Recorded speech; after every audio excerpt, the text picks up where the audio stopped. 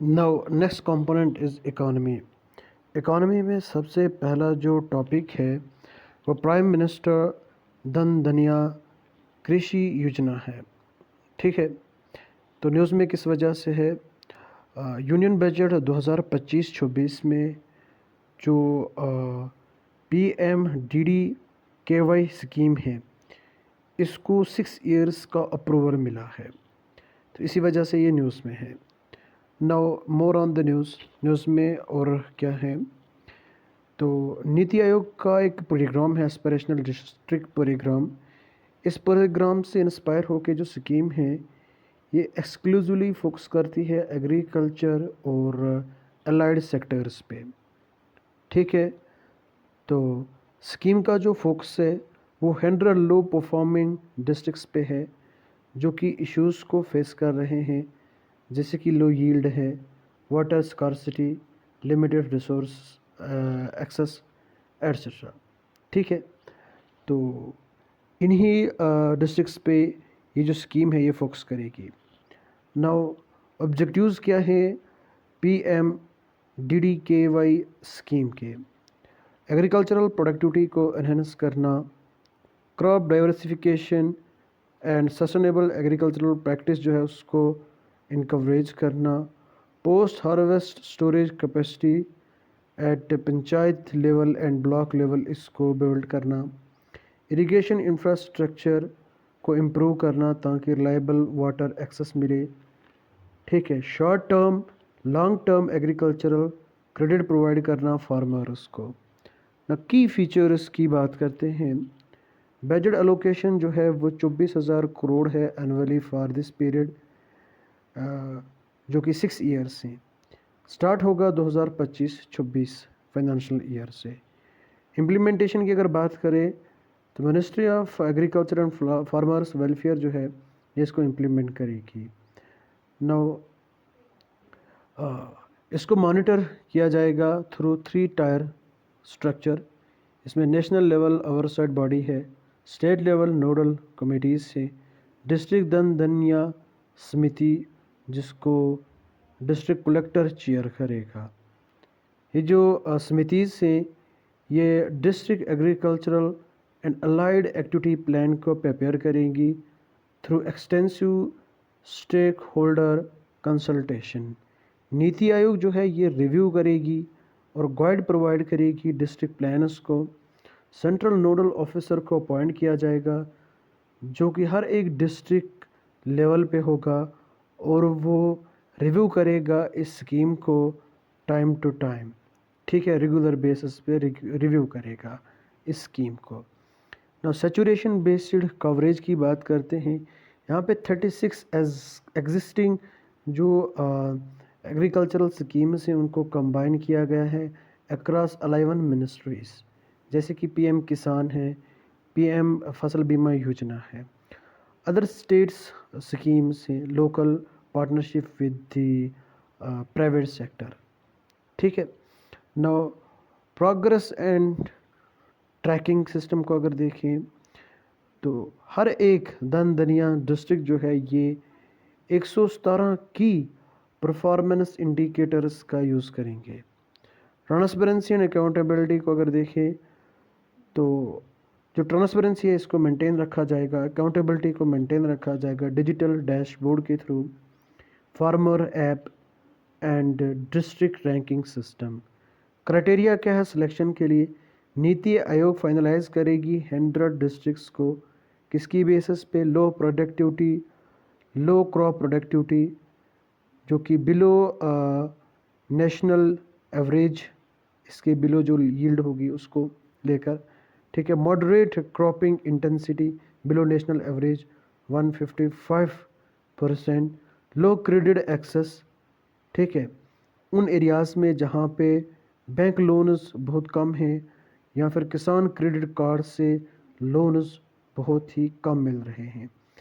ठीक है, geographical representation की अगर हम बात करें, एट लीस्ट एक डिस्ट्रिक्ट जो है उसको सिलेक्ट किया जाएगा हर एक स्टेट और यूनियन टेरिटरी से।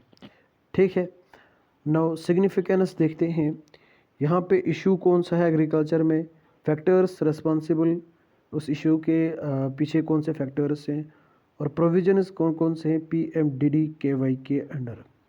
नाउ लो क्रॉप प्रोडक्टिविटी, ये किस वजह से है? Soil degradation, outdating methods of farming, ठीक है, insufficient irrigation, land fragmentation. 86% farmers के पास लेस देन 2 हेक्टर लैंड है, ठीक है। फॉर एग्जांपल राइस यील्ड जो कि इन सीमांचल बिहार में वो एवरेज 1.8 टन पर हेक्टर है। इसी के कंपेयर अगर हम करें तो जो नेशनल एवरेज है वो 2.7 टन पर हेक्टर है, ठीक है। इसमें हम क्या करेंगे? हाई यील्ड सीड वैरायटीज़ का एक्सेस प्रोवाइड करेंगे, बायो फर्टिलाइज़र्स प्रोवाइड करेंगे, मैकेनाइज्ड टूल्स जैसे कि seed drillers etcetera. Lack of assured irrigation, ठीक है। 52% जो इंडिया का फार्म लैंड है वो मॉनसून पे डिपेंड है, ठीक है। तो जब ड्राउट्स आते हैं वो क्रॉप्स को क्या कर देते हैं? डिस्ट्रॉय कर देते हैं। तो यहाँ पे हम ड्रिप और स्प्रिंकलर सिस्टम जो है इसको इंश्योर करेंगे, आई बस समझ में, वाटर अवेलेबिलिटी के लिए। Now lack of financial support, यहाँ पे मॉडर्न रिसोर्सेज नहीं है, हाई कास्ट है हाई क्वालिटी सीड्स की, बायो फर्टिलाइजर्स की, मैकेनाइज्ड इक्विपमेंट्स जैसे कि ट्रैक्टर से या फिर हार्वेस्टर्स से। सब्सिडीज़ को प्रोवाइड किया जाएगा इस स्कीम के अंडर, ठीक है। लोन्स प्रोवाइड किए जाएंगे थ्रू किसान क्रेडिट कार्ड और नाबार्ड, ठीक है। आई बात समझ में। Now absence of storage facilities, 20% crops जो हैं वो डैमेज हो जाते हैं, खासकर टमाटोज़ एंड मैंगोज़, ठीक है, क्योंकि इनएडुकेट स्टोरेज फैसिलिटीज़ नहीं हैं। तो विलेज और ब्लॉक लेवल पे वेयर हाउसेस, कोल्ड स्टोरेज, ताकि जो ये डैमेज है इसको प्रिवेंट किया जाए। Low farmers income, market insufficiency, markets नहीं है तो मार्केट प्रोवाइड किया जाएगा, ठीक है, मार्केट एक्सेस प्रोवाइड किया जाएगा थ्रू डिजिटल प्लेटफॉर्म जैसे कि ई नाम है, ठीक है, न्यू PMDD-KY ऐप है, इनके थ्रू फार्मर्स कंज्यूमर्स के या बोयर्स के साथ कनेक्ट होंगे। सस्टेनेबल फार्मिंग की अगर बात करें तो यहाँ पे एक्सेसिव केमिकल्स का, पेस्टिसाइड्स का यूज़ हो रहा है, मोनोक्रॉपिंग प्रैक्टिस चल रही है। तो क्या किया जाएगा? यहाँ पे ऑर्गेनिक फर्टिलाइज़र्स प्रोवाइड की जाएंगी, water saving irrigation system provide किया जाएगा, ठीक है, उसको इम्प्रूव किया जाएगा। क्लाइमेट रेजिलेंट क्रॉप पे फोकस किया जाएगा। Lack of training and skill development, illiteracy हो, ये बड़ी समस्या है, कोई भी अवेयरनेस नहीं है। लो पार्टिसिपेशन है स्किलिंग प्रोग्राम्स में, स्पेशली वुमेन्स ये पार्टिसिपेट नहीं करती स्किल प्रोग्राम्स में। फ्री वर्कशॉप को देंगे कृषि विज्ञान केंद्रियाज के through, agricultural universities, private partnership etcetera. Global exposure देंगे, तो यहाँ पे 500 फार्मर्स को क्या करेंगे? ट्रेनिंग प्रोवाइड करेंगे, डिफरेंट कंट्रीज़ भेजेंगे, इसराइल, ठीक है, जापान, नीदरलैंड वगैरह, ठीक है। 10,000 वुमेन प्रोड्यूसर ग्रुप्स को सपोर्ट किया जाएगा, ट्रेनिंग, लोन, मार्केट लिंकेज और भी बाकी चीज़ें जो हैं वो सपोर्ट होगा इनके लिए, ठीक है। नाउ नेक्स्ट टॉपिक की ओर बढ़ते हैं। Now public debate in India, इसके बारे में बात करते हैं। तो रिजर्व बैंक ऑफ इंडिया, इसकी एक बायएनुअल रिपोर्ट है, बायएनुअल फाइनेंशियल स्टेबिलिटी रिपोर्ट 2025। इसके मुताबिक जो डिबेट है इंडिया की इकानमी में वो इंक्रीज़ हुआ है। नाउ जो ये फाइनेंशियल स्टेबिलिटी रिपोर्ट है ये sub committee financial stability development council का एक असेसमेंट है, उसको प्रेजेंट करती है। तो ये असेसमेंट किसके रिलेटेड है? ये India's financial system and risks to it stability, इसके रिलेटेड है। FSDC को इस्टेब्लिश किया है 2010 में, इसको चेयर करता है फाइनेंस मिनिस्टर। इसमें और रेगुलेटर्स के हेड होते हैं जैसे कि RBI है, SEBI है, PFRDA है, ERDA है। इसका क्या काम है? ये फाइनेंशियल स्टेबिलिटी और जो कोऑर्डिनेशन है अमंग रेगुलेटर्स, इसको इंश्योर करने का काम करते हैं, ठीक है। नाउ की हाइलाइट्स क्या है रिपोर्ट की? तो इंडिया जो है ये सिटल ड्राइवर है ग्लोबल ग्रोथ का, ठीक है। जो रियल जीडीपी है वो ग्रो हो रही है 6.5% से इन 25 एंड 26, ये स्ट्रॉन्ग डोमेस्टिक डिमांड्स की वजह से। फाइनेंशियल जो इंस्टीट्यूशंस हैं स्ट्रॉन्ग हैं, स्ट्रॉन्ग कॉर्पोरेट सेक्टर परफॉर्मेंस है। इन्फ्लेशन जो है, डोमेस्टिक इन्फ्लेशन जो है वो ड्रॉप हुआ है, सीपीआई इन्फ्लेशन जो है ड्रॉप हुआ है तो 6 ईयर बिलो 2.8% से इन मई 2025। राइजिंग पब्लिक डिप्ट, इंडियाज़ जो पब्लिक डिप्ट है as a percentage of GDP in 2024 ये रिलेटिवली हाई रहा है, ठीक है, more than 80% compare to peer emerging market economies, ठीक है। अगर हम बात करें आईएमएफ के मुताबिक जो ग्लोबल पब्लिक डिप्ट है ये 95% पहुंचेगा 2025 में और 100% होगा ये 2030 में। ना पब्लिक डिप्ट की बात करते हैं, इसको हम नेशनल डिप्ट भी बोलते हैं, ठीक है। ये एक अमाउंट है जो कि गवर्नमेंट बारो करती है, ठीक है, या फिर गवर्नमेंट और अदर पब्लिक सेक्टर्स बारो करते हैं प्राइवेट और फॉरेन गवर्नमेंट से, ठीक है। इसमें central government and state government का जो भी डेबिट है वो इंक्लूड होता है, लेकिन इसमें जो इंटर गवर्नमेंटल लायबिलिटीज़ होती हैं वो इंक्लूड नहीं होती। पब्लिक डिप्ट इसमें इंटरनल भी है और एक्सटर्नल भी है। मार्केटेबल सिक्योरिटीज़ और नॉन मार्केटेबल सिक्योरिटीज़ हैं इसमें, government securities, treasury bills, cash management bills, ठीक है, intermediate T bills, securities against small savings. Most external debit है, ये कैसे आता है, ये मल्टीलेटरल एजेंसीज़ के थ्रू आता है, जैसे कि IDA है, IBRD है, ADB है, ठीक है, इंफ्रास्ट्रक्चर डेवलपमेंट बैंक है, ठीक है। नाउ नेक्स्ट बात करते हैं, तो जो पब्लिक डिप्ट है ये इंटरनल भी है जैसे मैंने आपको बताया और एक्सटर्नल भी है। जो इंटरनल होता है इसको हम विद इन इंडिया बारो करते हैं, एक्सटर्नल फॉरेन सोर्सेज से आता है। इंटरनल डिप्ट जो है वो 96.59% है, जबकि एक्सटर्नल जो है वो 3.41% है, ठीक है।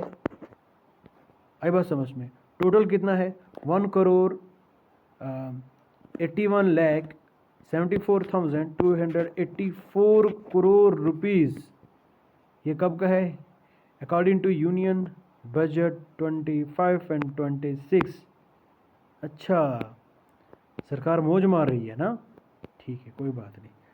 Potential impact of high public डेब्ट, इसका क्या इम्पैक्ट है? सीधी सीधी बात है, सूद चढ़ रही है, ठीक है, इंटरेस्ट कॉस्ट जो है वो इंक्रीज़ हो रहा है। Limited physical space, potential inflationary pressure, आई बात समझ में? Impact on growth and intergenerational equity, बहुत सारा इम्पैक्ट है इसका। नाउ लीगल फ्रेमवर्क्स की बात करते हैं फॉर मैनेजमेंट ऑफ पब्लिक डेब्ट in India. Physical responsibility and budget management FRBM act है 2003 का। ये लेजिस्लेटिव फ्रेमवर्क प्रोवाइड करता है किसके लिए? For reduction of deficit and thereby debit. Central government, किसका? सेंट्रल गवर्नमेंट का, to a sustainable level over a medium term, ठीक है। ये एक टारगेट को सेट करता है, ठीक है, एक टारगेट को ये सेट करता है।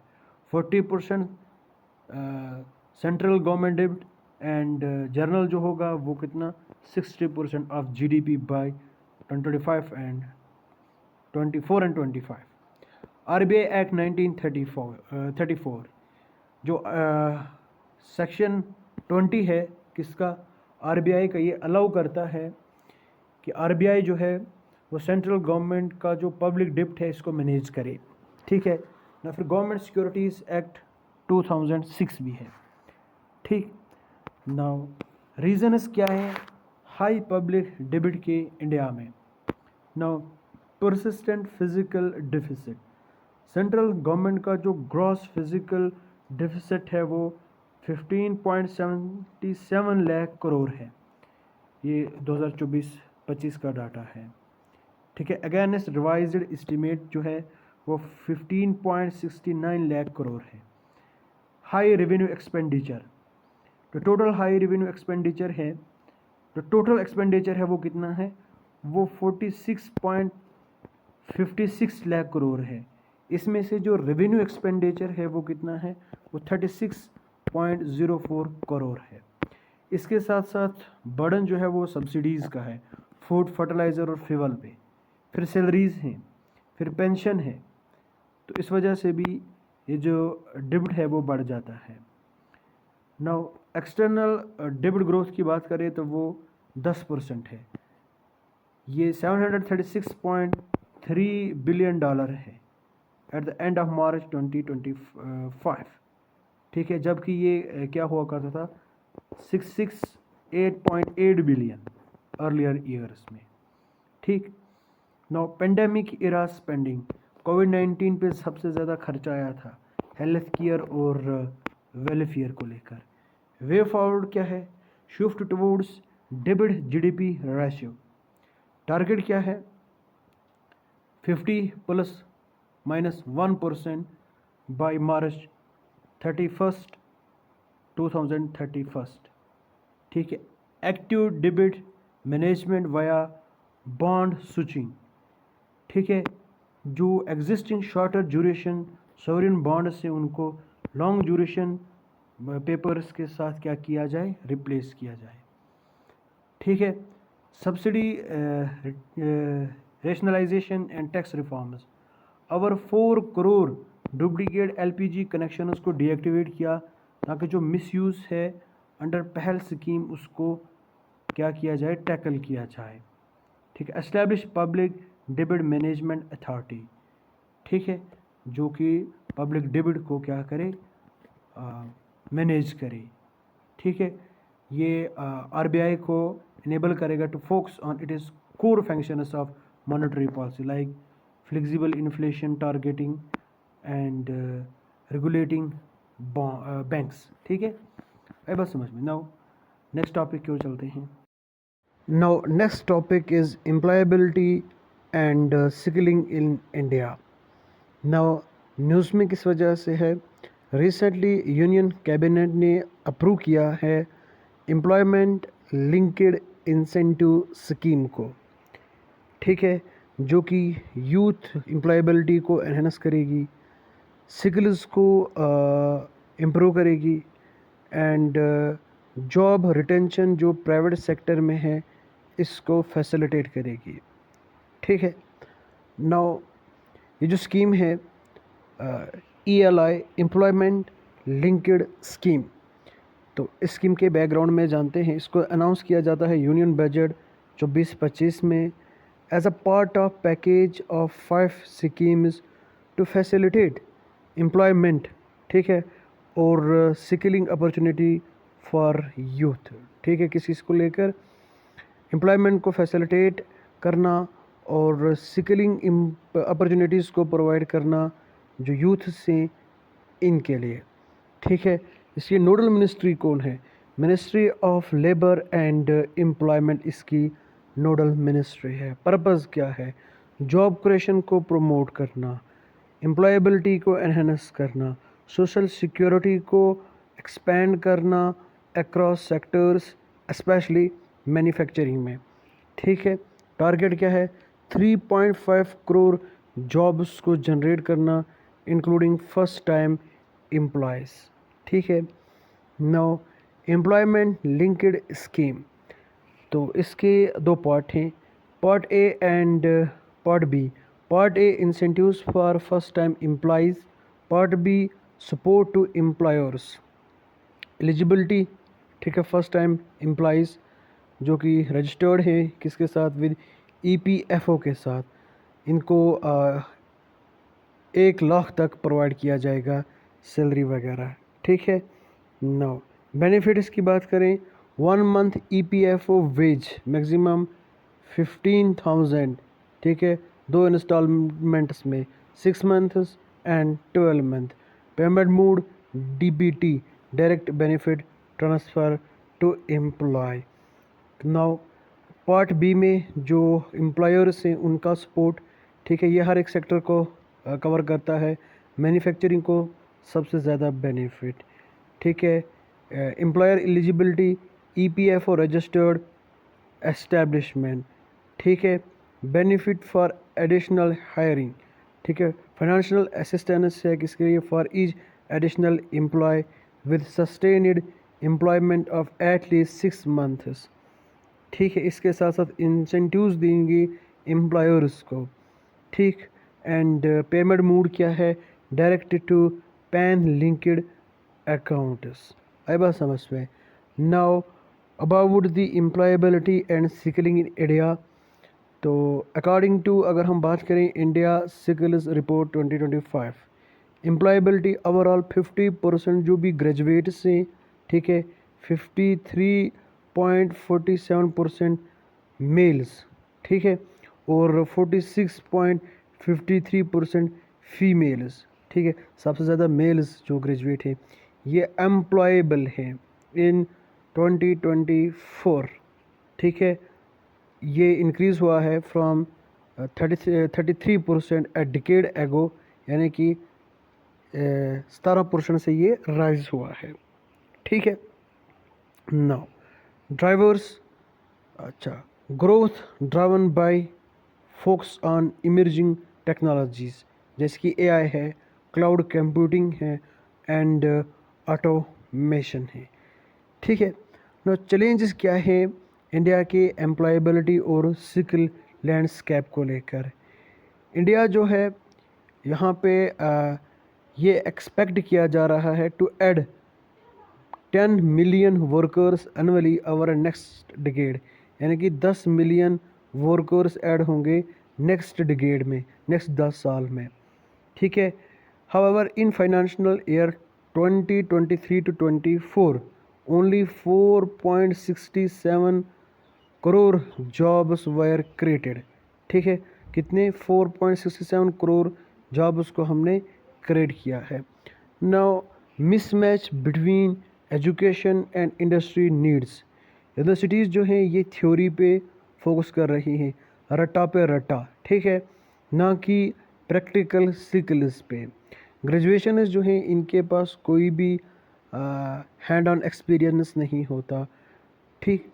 तो इस वजह से ये अनएम्प्लॉय रह जाते हैं, ठीक है। ना टेक्नोलॉजी के बारे में उतनी अवेयरनेस नहीं होती, टेक्निकल फील्ड्स में इनके पास नॉलेज नहीं होती, ठीक है। ऑटोमेशन एक बहुत बड़ी प्रॉब्लम है। तो ग्रेजुएट्स जो हैं ये लेस प्रिपेयर्ड हैं टेक्निकल रूल्स के लिए, ठीक है। यहाँ पे हाई डिमांड है किसको लेकर, AI एंड डाटा साइंस वाली फील्ड में। 69% जो जॉब्स हैं इंडिया में उनको खतरा है ऑटोमेशन रिस्क से, ठीक है। ऑटोमेशन की जो वजह है उसकी रिस्क है किस पे, 69% जॉब्स पे, ये वर्ल्ड बैंक का डाटा है, ठीक। No limited emphasise on soft skill development, ठीक है। तो यहाँ पे सॉफ्ट स्किल्स नहीं है, जैसे कि कम्युनिकेशन, टीम वर्क, ठीक है, क्रिटिकल थिंकिंग, तो ये चीज़ें नहीं सिखाई जा रही। यूनिवर्सिटीज़ इन प्रोग्राम्स को क्या करती हैं, यूनिवर्सिटी प्रोग्राम्स जो हैं वो इन चीज़ों को इग्नोर कर देती हैं, ठीक है। नाउ की इनिशिएटिव्स क्या लिए हैं गवर्नमेंट ने फॉर एम्प्लॉयबिलिटी एंड स्किलिंग।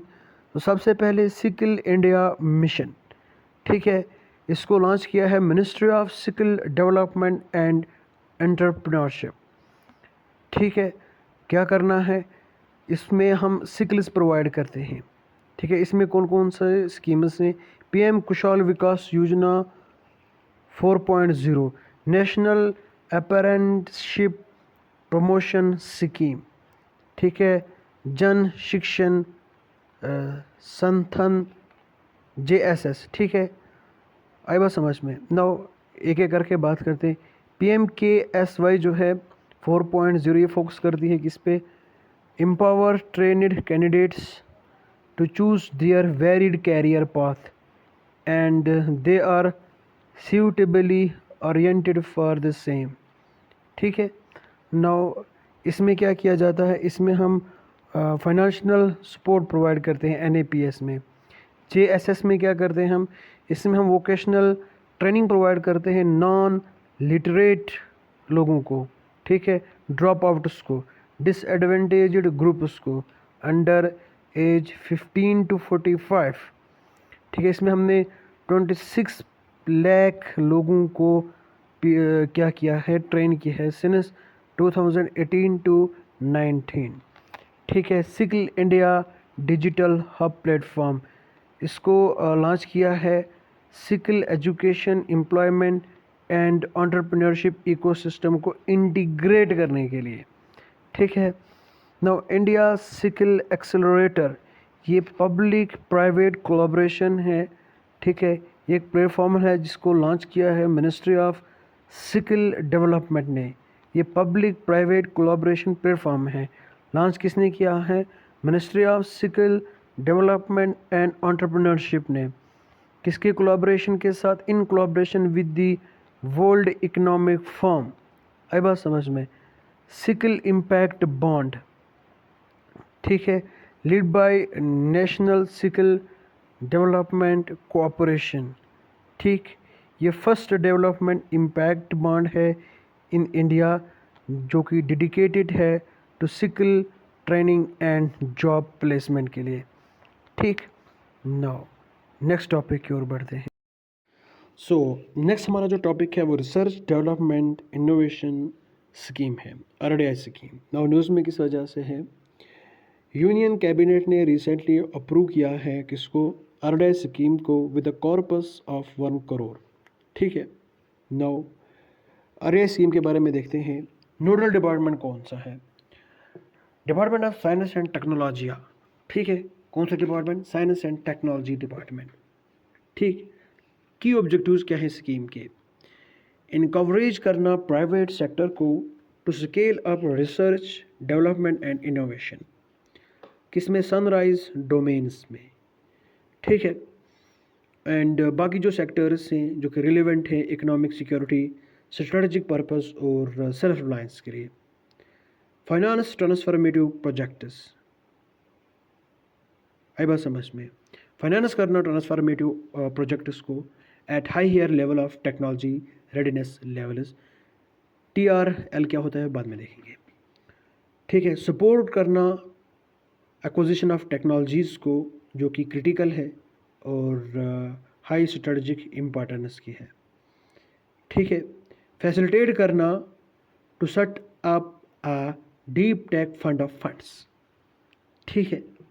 आई बात समझ में। Now funding and financial support की बात करते हैं।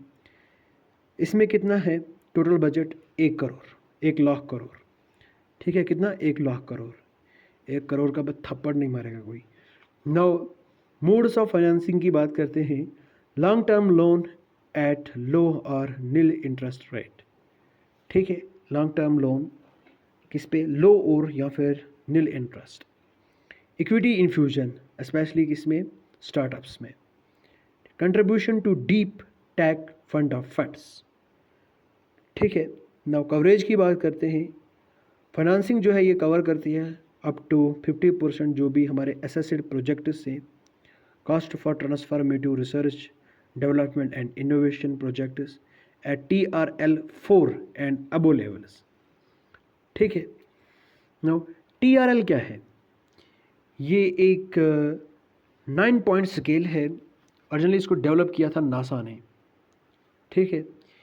ये एसेस करती है, अंदाज़ा लगाती है कि टेक्नोलॉजी कितनी मैच्योर है, हाउ मैच्योर है टेक्नोलॉजी, ठीक है। From the idea stage TRL 1 to market ready TRL 9, ठीक है। TRL 1 की बात करते हैं, ठीक है। बॉटम ये टॉप है। टेक्नोलॉजी, बेसिक टेक्नोलॉजी रिसर्च, ठीक है। Research to prove feasibility, technology development, technology demonstration, system subsystem development, system test launch and operations. ठीक है। Now implementation structure, special purpose fund, ये किसके अंडर सेटअप की है? अनुसंधान नेशनल रिसर्च फाउंडेशन, इसके under इसको हमने सेटअप किया है to serve as a first level custodian. ठीक है ना। सेकेंड लेवल फंड मैनेजर्स, इसमें अल्टरनेट इन्वेस्टमेंट फंड्स हैं, डेवलपमेंट फाइनेंस इंस्टीट्यूशंस हैं, नॉन बैंकिंग फाइनेंशियल कंपनीज हैं और फोकस रिसर्च ऑर्गेनाइजेशंस हैं, जैसे कि टेक्नोलॉजी डेवलपमेंट बोर्ड है, आईआईटी रिसर्च पार्क्स हैं और सिमिलर एंटिटीज़। नाउ सिग्निफिकेंस क्या है स्कीम का? तो स्कीम का सिग्निफिकेंस ये है, रिकॉग्नाइज करना प्राइवेट सेक्टर को, प्राइवेट सेक्टर का जो रोल है उसको रिकॉग्नाइज करना रिसर्च एंड डेवलपमेंट में। ये डायरेक्टली एड्रेस करता है या फिर जो हमारे क्रिटिकल फंडिंग कंस्ट्रेंट्स हैं उनको ओवरकम करना। ठीक है। जो चैलेंजेस फेस कर रही है प्राइवेट सेक्टर उनको टैकल करना। कैसे टैकल करेंगे? By providing growth and risk capital. ठीक है। Now catalyst for private sector investment, जो आरडीआई स्कीम है इन पार्टनरशिप विद एएनआरएफ, इसका मकसद है बूस्ट करना प्राइवेट सेक्टर इन्वेस्टमेंट को, किसमें? रिसर्च एंड डेवलपमेंट में।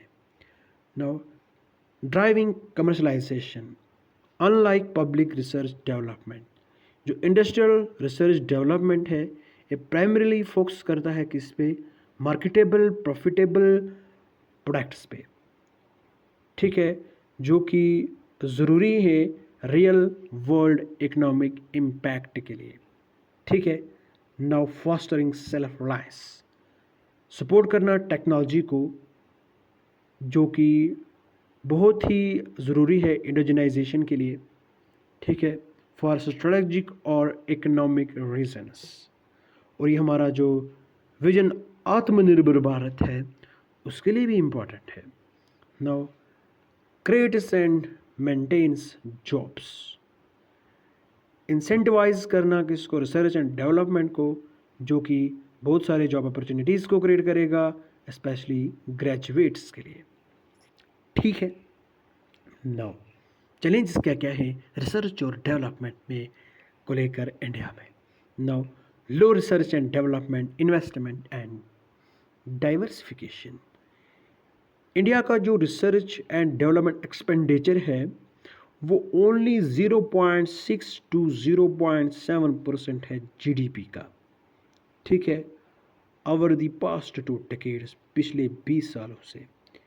ठीक है। नाउ सिग्निफिकेंटली ये कम है किससे?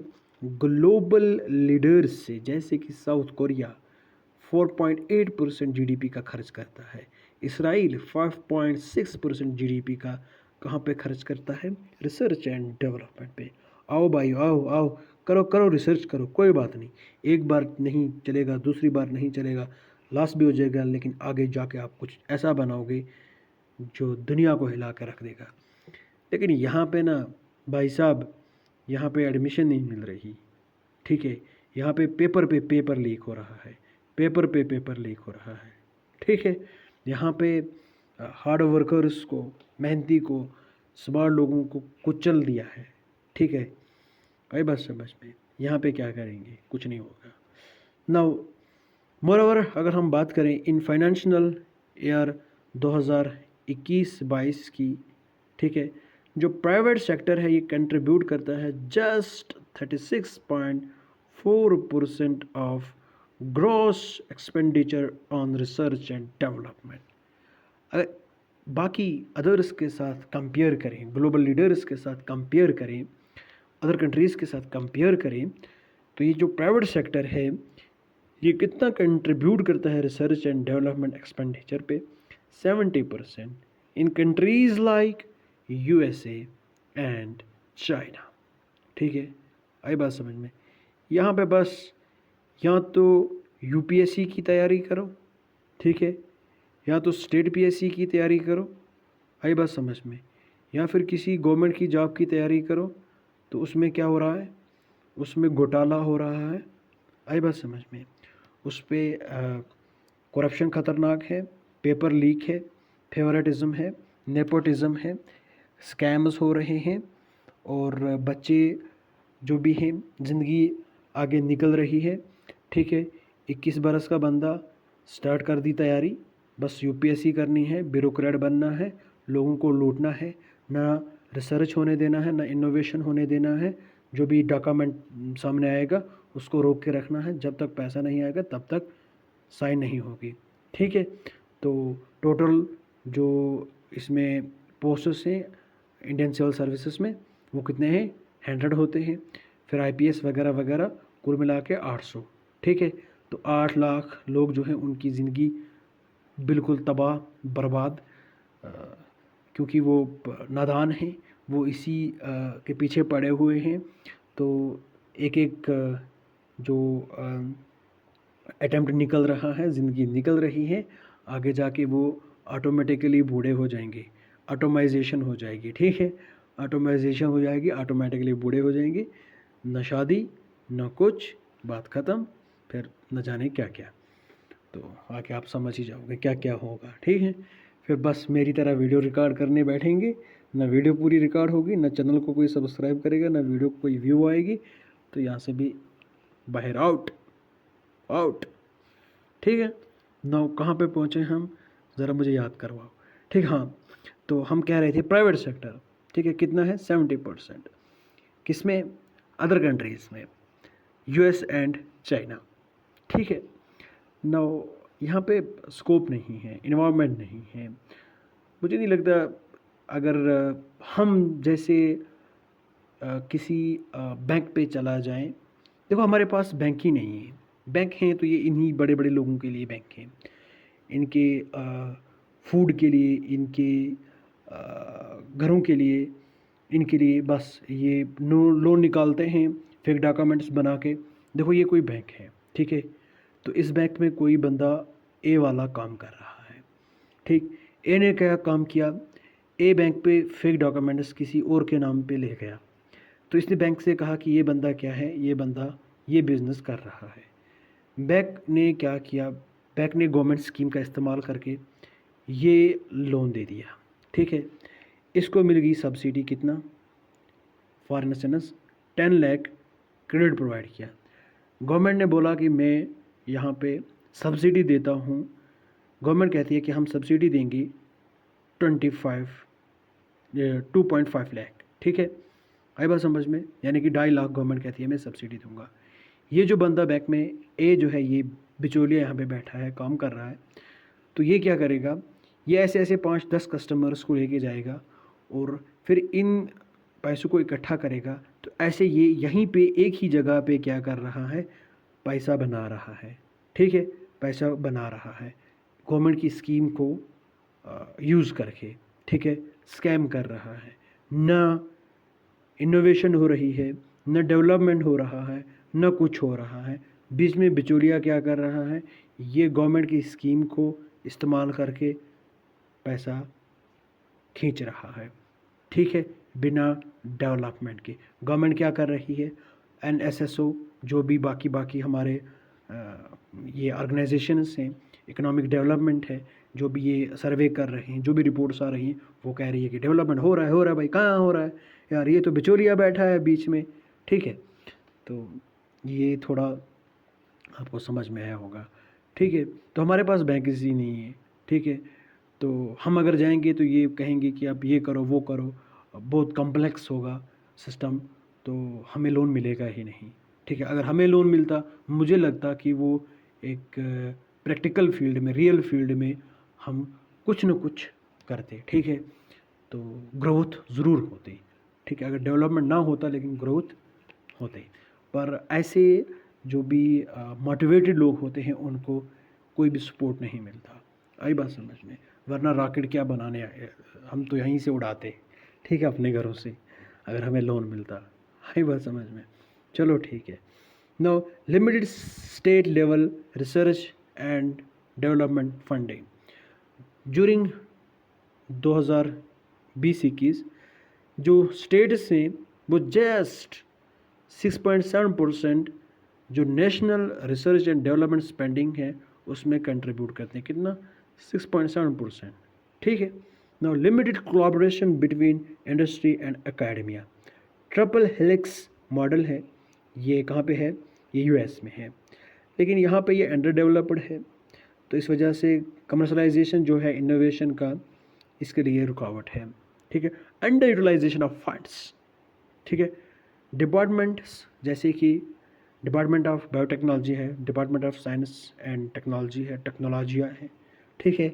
ये कितना यूज़ करते हैं? 72% एंड 61% देयर बजट्स। ये 2022-23 का डाटा है। तो ये क्या बता रहा है कि इनएफिशिएंसी है, ये नलायक है। ठीक है। क्या है? ये नलायक है। No inefficient recognition of scientific talent. Although India 40,000 नलायक पीएचडीज़ को क्या कर रहा है? पीएचडीज़ को क्या कर रहा है? प्रोड्यूस कर रहा है एनुअली। ठीक है। लेकिन इशू क्या है यहाँ पे? Bureaucracy, lack of incentives. ठीक है। इस वजह से जो इनोवेशन है वो उतना मतलब कोई हमें दिख नहीं रहा। ठीक है। तो जबकि हमारे पास ह्यूमन कैपिटल जो है बहुत सारा है। ठीक है। गधे घोड़े बहुत सारे हैं मेरी तरह। ठीक है। लेकिन काम नहीं कर रहे, बैठे हैं बेकार, बस घास खा रहे हैं। ठीक है। तो ये गधे घोड़े अगर काम पे लगते तो कुछ न कुछ इनोवेशन हो ही जाता, डेवलपमेंट हो ही जाता। ठीक है। तो ये जो नालायक हैं, 40,000 नालायक हर साल क्या करते हैं? लेकिन ऑनेस्टली हमारी यूनिवर्सिटी जो है, नाम नहीं लूँगा, मैंने ज़िंदगी में कभी नहीं सुना इस यूनिवर्सिटी ने, यहाँ हमारा जो एनआईटी है या आईआईटी है, आईआईटी तो यहाँ पे नहीं है, एनआईटी है, मैंने कभी नहीं सुना कि इस एनआईटी ने कभी कोई राइस कुकर बनाया हो, कोई कुकर बनाया हो, नहीं, कोई सोलर पैनल, कुछ भी नहीं। ऐसा कोई प्रोडक्ट सुना ही नहीं, मैंने कभी नहीं सुना। हाँ, कुछ आईआईटीज़ के बारे में सुना है। ठीक है, आई बात समझ में। लेकिन यहाँ पे कुछ नहीं, कभी कुछ नहीं सुना ऐसा। हमारे अपने स्टेट की बात कर रहा हूँ, यहाँ पे मैंने कभी नहीं सुना कि इस यूनिवर्सिटी का ये इनोवेशन है, ये पेटेंट है, ये इस इंस्टीट्यूशन का है। Nothing bro. चलो ठीक है। नो वे फॉरवर्ड की बात करते हैं। हमें क्या करना है? हमें रिसर्च एंड डेवलपमेंट जो फंडिंग है उसको डाइवर्सिफाई करना है और उस फंडिंग को इंक्रीज़ करना है। हमें gross expenditure on research and development इसको इंक्रीज़ करना है। एटलीस्ट 2% जीडीपी का वो रिसर्च और डेवलपमेंट पे खर्च होना ही चाहिए। कब तक? 2030 तक। ठीक है। तब जाके कुछ ना कुछ हो सकता है। इंसेंटिव्स देने हैं प्राइवेट सेक्टर को। ठीक है। Through tax rebate, innovation linked funding, ठीक है, क्रेडिट गारंटीज़ वगैरह। ठीक है। State specific SNT need mapping. ठीक है। स्टेट साइंस को एस्टेब्लिश करना है। टेक्नोलॉजी एंड इनोवेशन काउंसिल, ताकि वो डिज़ाइन करे localized research and development road maps. ठीक है। जैसे कि इनोवेशन हब है, like Kerala startup mission and Bengaluru's biotech cluster, इसको प्रमोट करना है। ठीक है। नाउ इंस्टीट्यूशनल जो स्ट्रक्चर है उसको स्ट्रांग बनाना है। Research cluster model like CSIR, इसको इम्प्लीमेंट करना है। Innovation hubs to pool expertise and avoid duplications. ठीक है। नाउ इंडस्ट्रियल एकेडमिक कोलैबोरेशन को फॉस्टर करना है। जॉइंट रिसर्च डेवलपमेंट सेंटर को सेटअप करना है। ठीक है। नो इंडस्ट्री एंड गवर्नमेंट एक साथ आ सकते हैं। For example semiconductor mission partnership. ठीक है। इसरो का industry partnership in satellite manufacturing for other sectors, इस मॉडल को यूज़ कर सकते हैं। एफिशिएंट रिसोर्सेज का यूटिलाइजेशन कर सकते हैं। ठीक है। हमें क्या अडॉप्ट करना चाहिए? आउटपुट बेस्ड फंडिंग, इस मॉडल को अडॉप्ट करना चाहिए। ठीक है। Now linking budget allocation to research publications, patents and societal impact. हमें साइंटिफिक टैलेंट को रिकॉग्नाइज करना चाहिए, रिटेन करना चाहिए। ठीक है। जो फेलोशिप से उनको एक्सपेंड करना चाहिए, like prime ministers research fellowship. है बात समझ में? ओके। नाउ हमें क्या करना है? फास्ट ट्रैक फंडिंग को प्रोवाइड करना है for young innovators, women scientists through schemes like Marie Curie Kiran. हाई बात समझ में? Marie Curie and Kiran. Okay. Now government initiatives to boost research and development in India. Now, Anusandhan national research foundation, इसको launch किया गया था अंडर दी ANRF एक्ट 2023। ठीक है। इसका मकसद क्या है? रिसर्च एंड डेवलपमेंट फंडिंग को इंक्रीज़ करना। ठीक है। पार्टनरशिप को प्रमोट करना between researchers, industries and universities. National AI mission, ठीक है, ये फोकस करता है ऑन एडवांसिंग आर्टिफिशियल इंटेलिजेंस। ये it applies AI in health care, agriculture, education, governance for better innovation and services. ठीक है। नाउ अटल इनोवेशन मिशन, ठीक है, ये इनोवेशन स्टार्टअप्स को प्रमोट करता है। इसके साथ साथ ATLs को सेटअप करने का काम है in school and incubation centres. ATL ये लैब्स हैं। ठीक है, for young entrepreneurs. National quantum mission, इस मिशन के अंडर 4 थीमेटिक हब्स हैं, टी हब।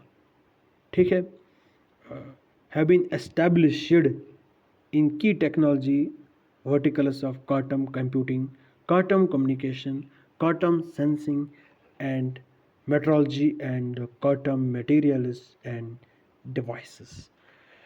ठीक है, होप करता हूँ आपको ये वीडियो, ये लेक्चर जो है पसंद आया होगा। ठीक है, या ये ट्रिपल हेलिक्स क्या है? ठीक है, इसका मकसद है कि interaction between universities and academia, ठीक है, जो एंगेज करता है in providing knowledge and research. Industries focus करती है on providing commercial goods and development. Government and policy जो क्रिएट करता है regulating market environment to foster economic and social development. ठीक है, तो होप करेंगे आपको लेक्चर अच्छे से पसंद आया होगा। थोड़ा लेंथी ये टॉपिक था। ठीक है, तो इम्पोर्टेंट टॉपिक भी था। ठीक है, जो इसका क्वेश्चन सीधा सीधा कॉपी पेस्ट आएगा, आपको याद रखना, कॉपी पेस्ट आएगा, घुमा फिरा के पूछेगा। ठीक है, कि इंडिया में जो रिसर्च एंड डेवलपमेंट एक्सपेंडिचर है या बजट है वो GDP का इतना परसेंटेज है, स्टेप्स बताओ इंडिया को क्या करना है। ये वो घुमा फिरा के लैंग्वेज कुछ भी यूज़ कर सकता है। ठीक है, लेकिन क्वेश्चन में बस आपको कीवर्ड ये दिख गया तो भाई साहब इसको क्या कर देना, कॉपी पेस्ट कर देना, छाप देना। ठीक है, तो इसलिए ये विजन के जो लेंथी टॉपिक्स होते हैं ना, ये इसीलिए होते हैं। ठीक है, फिर जो सिमिलर टॉपिक आपको PT 365 में भी मिल जाते हैं। ठीक है, ऐसे ऐसे करके टॉपिक्स। तो आई होप यहाँ तक ठीक है समझ में आया होगा। नाउ नेक्स्ट टॉपिक की ओर बढ़ते हैं। Next topic is financial inclusion in India. News में किस वजह से है? RBI का जो फाइनेंशियल इंक्लूजन इंडेक्स है ये राइज हुआ है 67% से इन 2025 अप टू 24.3% सिंस 2021।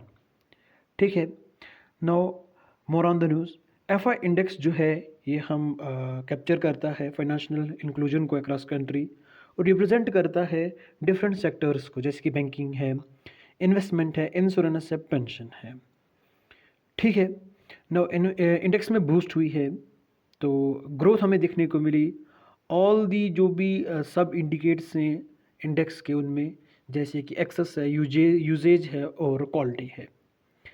ठीक है, तो ये जो इम्प्रूवमेंट है एफ आई इंडेक्स का, ये हमें बताता है कि जो हमारी यूजेज और क्वालिटी डायमेंशंस हैं वो इंक्रीज़ हुए हैं, वो उनमें इम्प्रूवमेंट हुई है। ठीक है, और जो फाइनेंशियल इंक्लूजन है, फाइनेंशियल लिटरेसी इनिशिएटिव्स हैं, ये कितने स्ट्रांग हैं। Now understanding financial inclusion index, RBI का एफआई इंडेक्स जो है इसको डिज़ाइन किया गया है to provide a comprehensive measure किसका, फाइनेंशियल इंक्लूजन का इंडिया में। नाउ प्लानिंग कमीशन 2009 ये फाइनेंशियल इंक्लूजन को कैसे देखता है, एज अ यूनिवर्सल एक्सेस, ठीक है, to a wide range of financial services at a reasonable cost. ठीक है, इसमें banking, insurance and equity products हैं। तो ये एक स्केल है, ठीक है, कहाँ से कहाँ तक, 0 to 100। ठीक है, 0 से लेकर 100 तक ये स्केल है। 0 क्या बोलता है कि यहाँ पे कंप्लीट फाइनेंशियल एक्सक्लूजन है। ठीक है, और 100 क्या रिप्रेजेंट करता है, फुल फाइनेंशियल इंक्लूजन। ठीक है, 0 एक्सक्लूजन, कंप्लीट एक्सक्लूजन है भाई, और 100 अगर की बात करें तो फुल फाइनेंशियल इंक्लूजन। आई तो सुन बात समझ।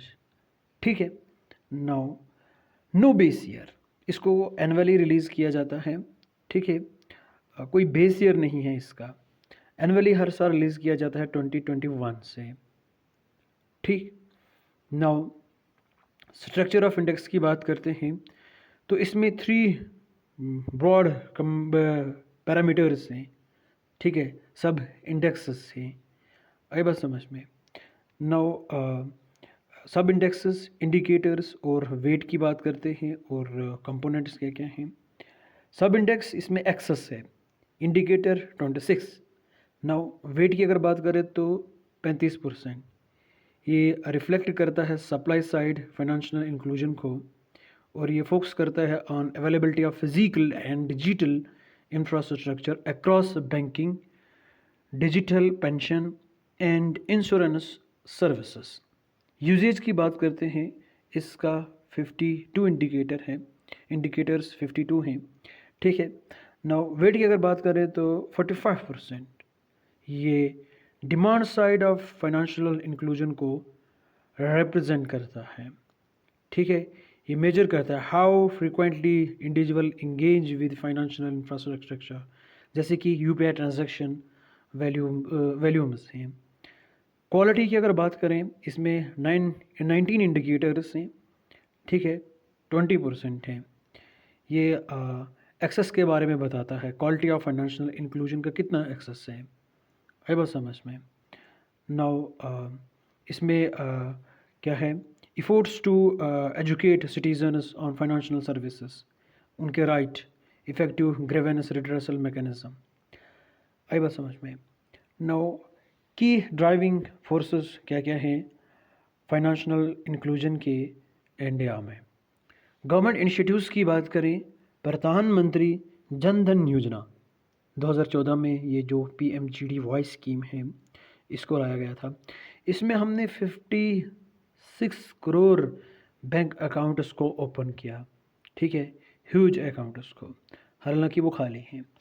Now national strategy for financial inclusion 2019 to 2024, ये रोड मैप प्रोवाइड करता है for universal access to financial services. ठीक है, आधार कार्ड की अगर बात करें तो इसने KYC प्रोसेस को सिंप्लीफाई कर दिया। ठीक है, डायरेक्ट बेनिफिट ट्रांसफ़र के लिए, आई बात समझ में। ये बहुत ही अच्छा है किसके लिए, डायरेक्ट बेनिफिट ट्रांसफ़र के लिए। ठीक है, तो हमारी इफ़िशेंसी जो है वो बूस्ट होती है इससे, ट्रांसपेरेंसी मेंटेन होती है, अकाउंटेबिलिटी मेंटेन रहती है। डिजिटल इंडिया, इसका मकसद है कि जो डिजिटल फाइनेंशियल सर्विस है उसको एक्सपेंड करना। No transformative role of technology, no unified payment interference. UPI की बात करते हैं, ये एक मोस्ट प्रेफर्ड ट्रांजैक्शन मोड है। नियरली 38% इंडिविजुअल्स अगर रूरल इंडिया और सेमी अर्बन इंडिया की बात करें तो बिटवीन 18 to 35 वो टन यूपीआई से ट्रांजेक्शन कर रहे हैं। ठीक है।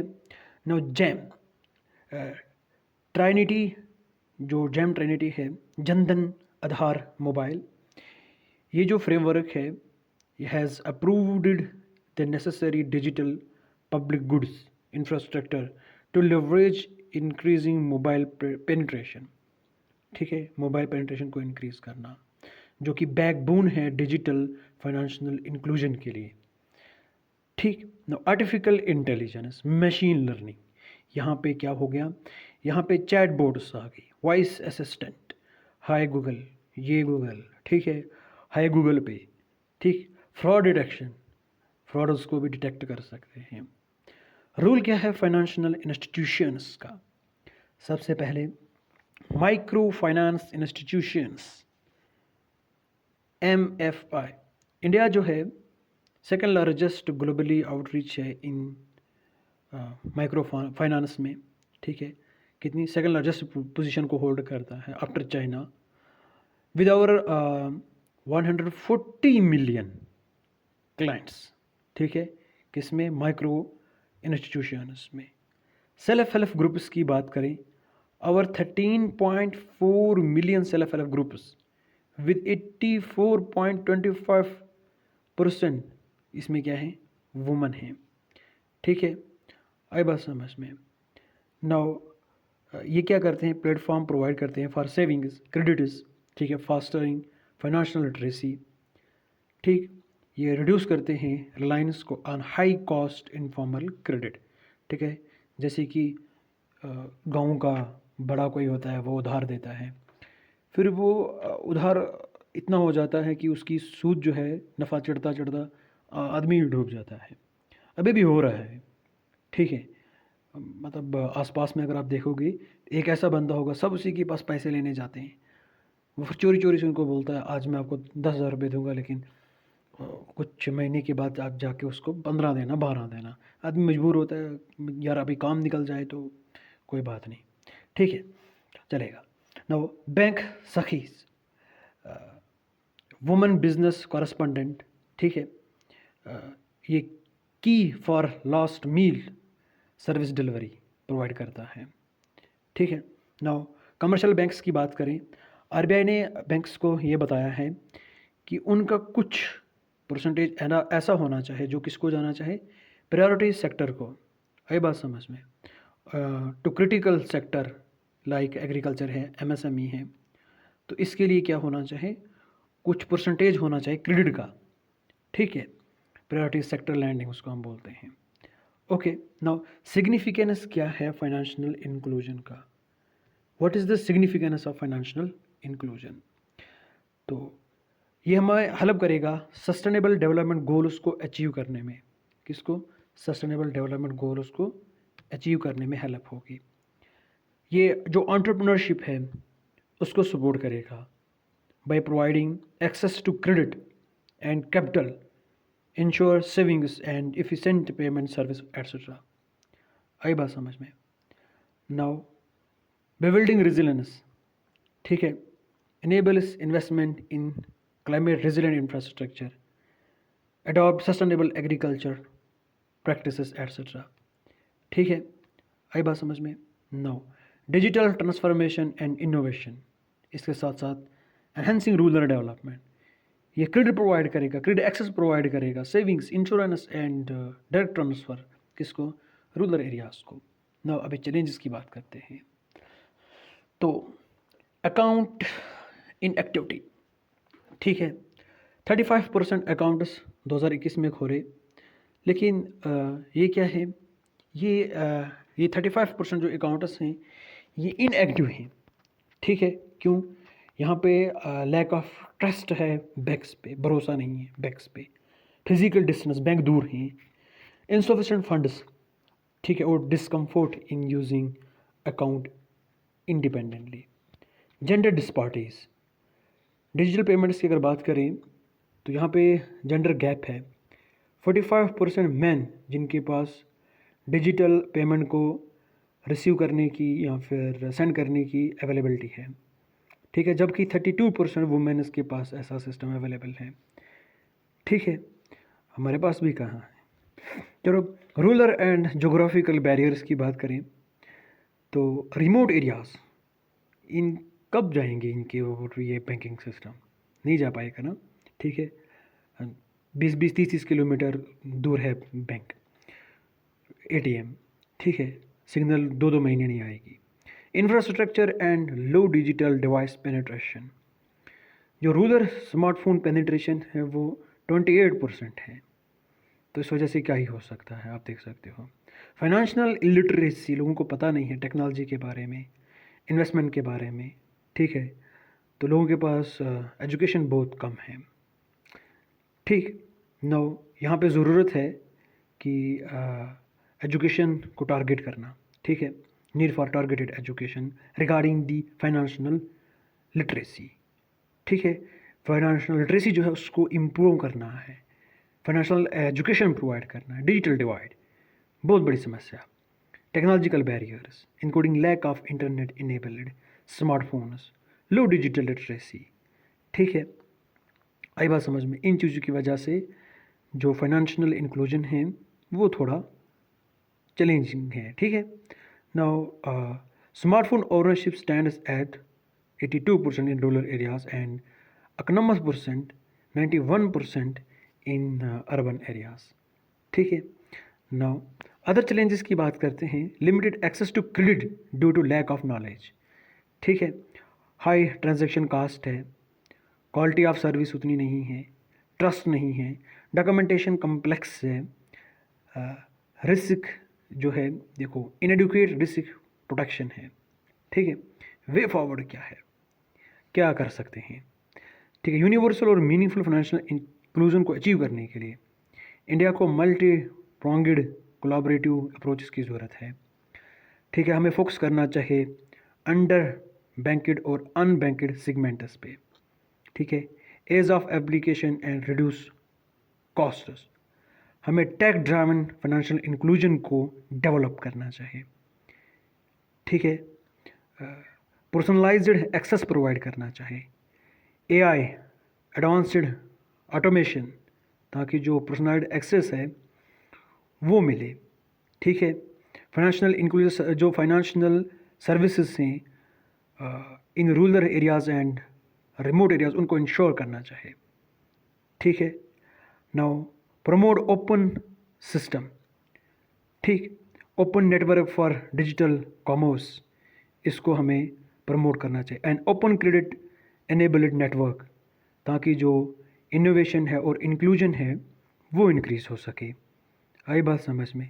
कंज्यूमर प्रोटेक्शन, जो डाटा प्राइवेसी है उसको स्ट्रॉन्ग बनाया जाए, ठीक है। साइबर सिक्योरिटी मेजर्स लिए जाएं ताकि जो इंडिविजुअल्स के फाइनेंशियल इंफॉर्मेशन है उसको प्रोटेक्ट किया जाए, ठीक है। टारगेटेड पॉलिसीज़, ठीक है। अफोर्डेबल और accessible credit to women, small and marginal जो फार्मर्स हैं, माइक्रो एंटरप्रेन्योर्स हैं, उनको क्या किया जाए, अफोर्डेबल और एक्सेसिबल क्रेडिट प्रोवाइड किया जाए, जो कि इनफॉर्मल सेक्टर में काम कर रहे हैं।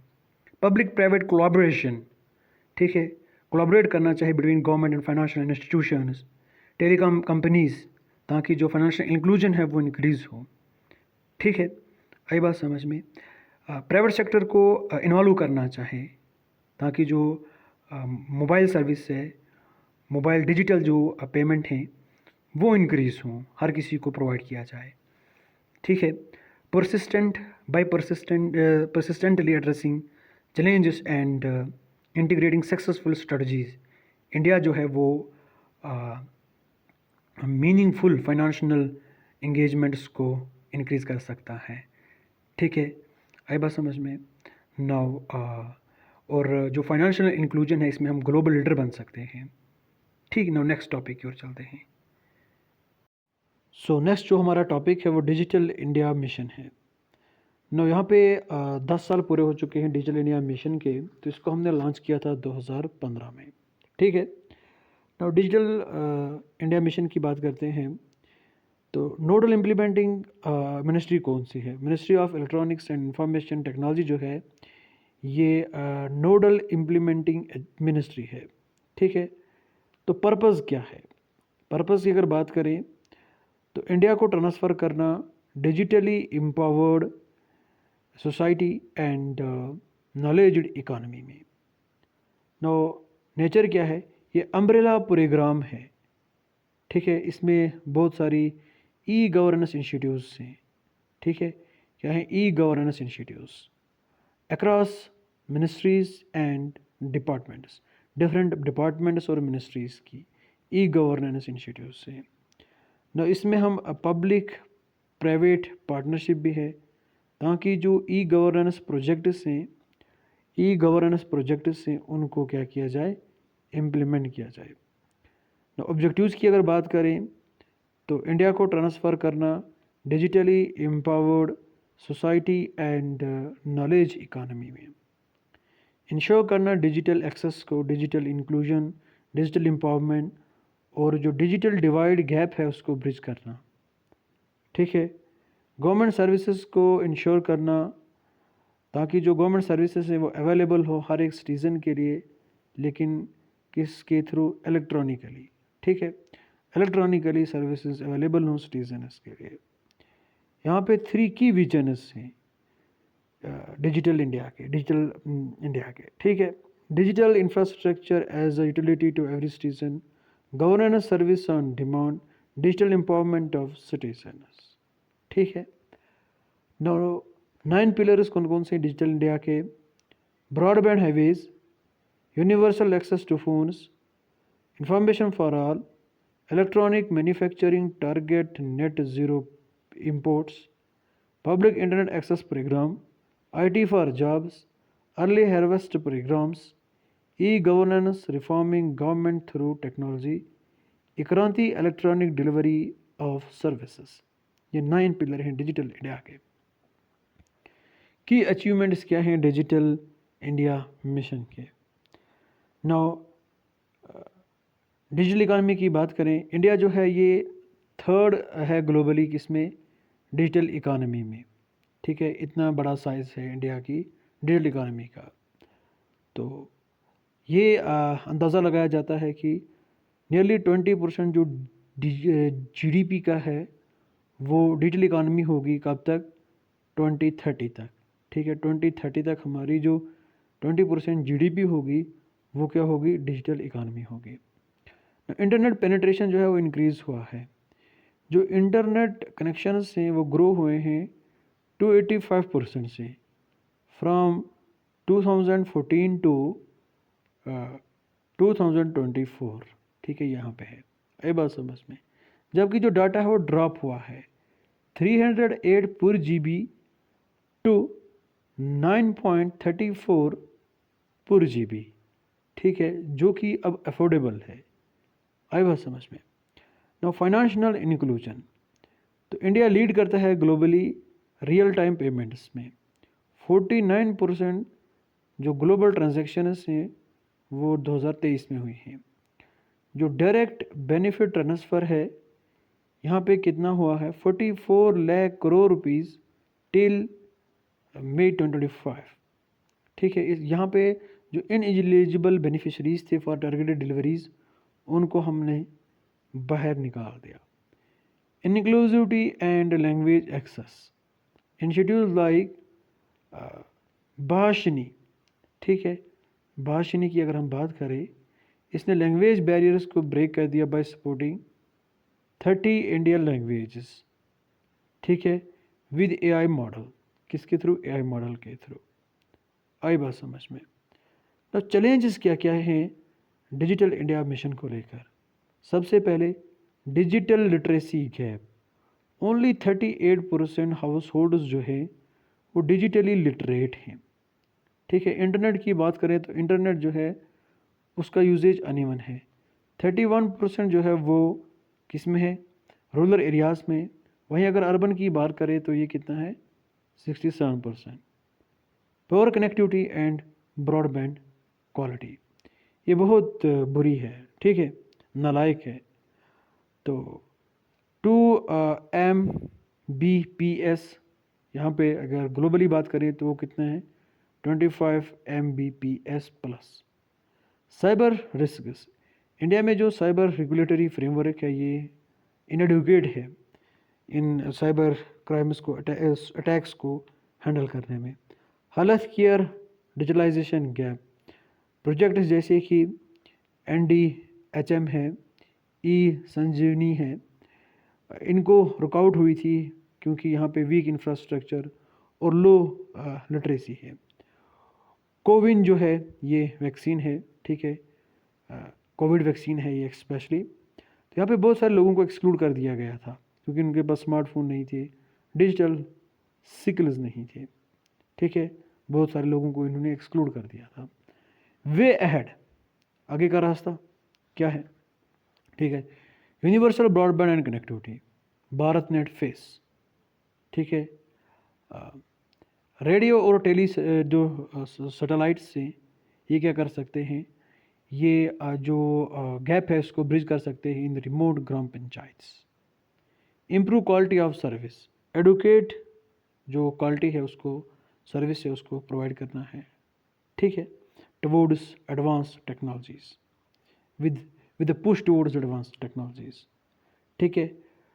प्राइवेट इन्वेस्टमेंट को इनकवरेज करना है इन नेटवर्क अपग्रेड्स, ठीक है, ताकि जो सर्विस से कनेक्टिविटी जो है, डिवाइसेस जो हैं वो एडेबल हो, ठीक है, और जो इंक्लूसिविटी है उसको इंश्योर किया जाए। Expand standardize e services, national e governance division of MeitY, ठीक है।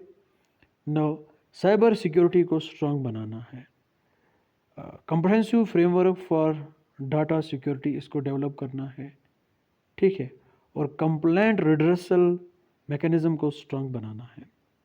National and cross border cyber crimes जो रिस्पॉन्ड टीम है उसको स्ट्रॉन्ग करना है, ठीक है।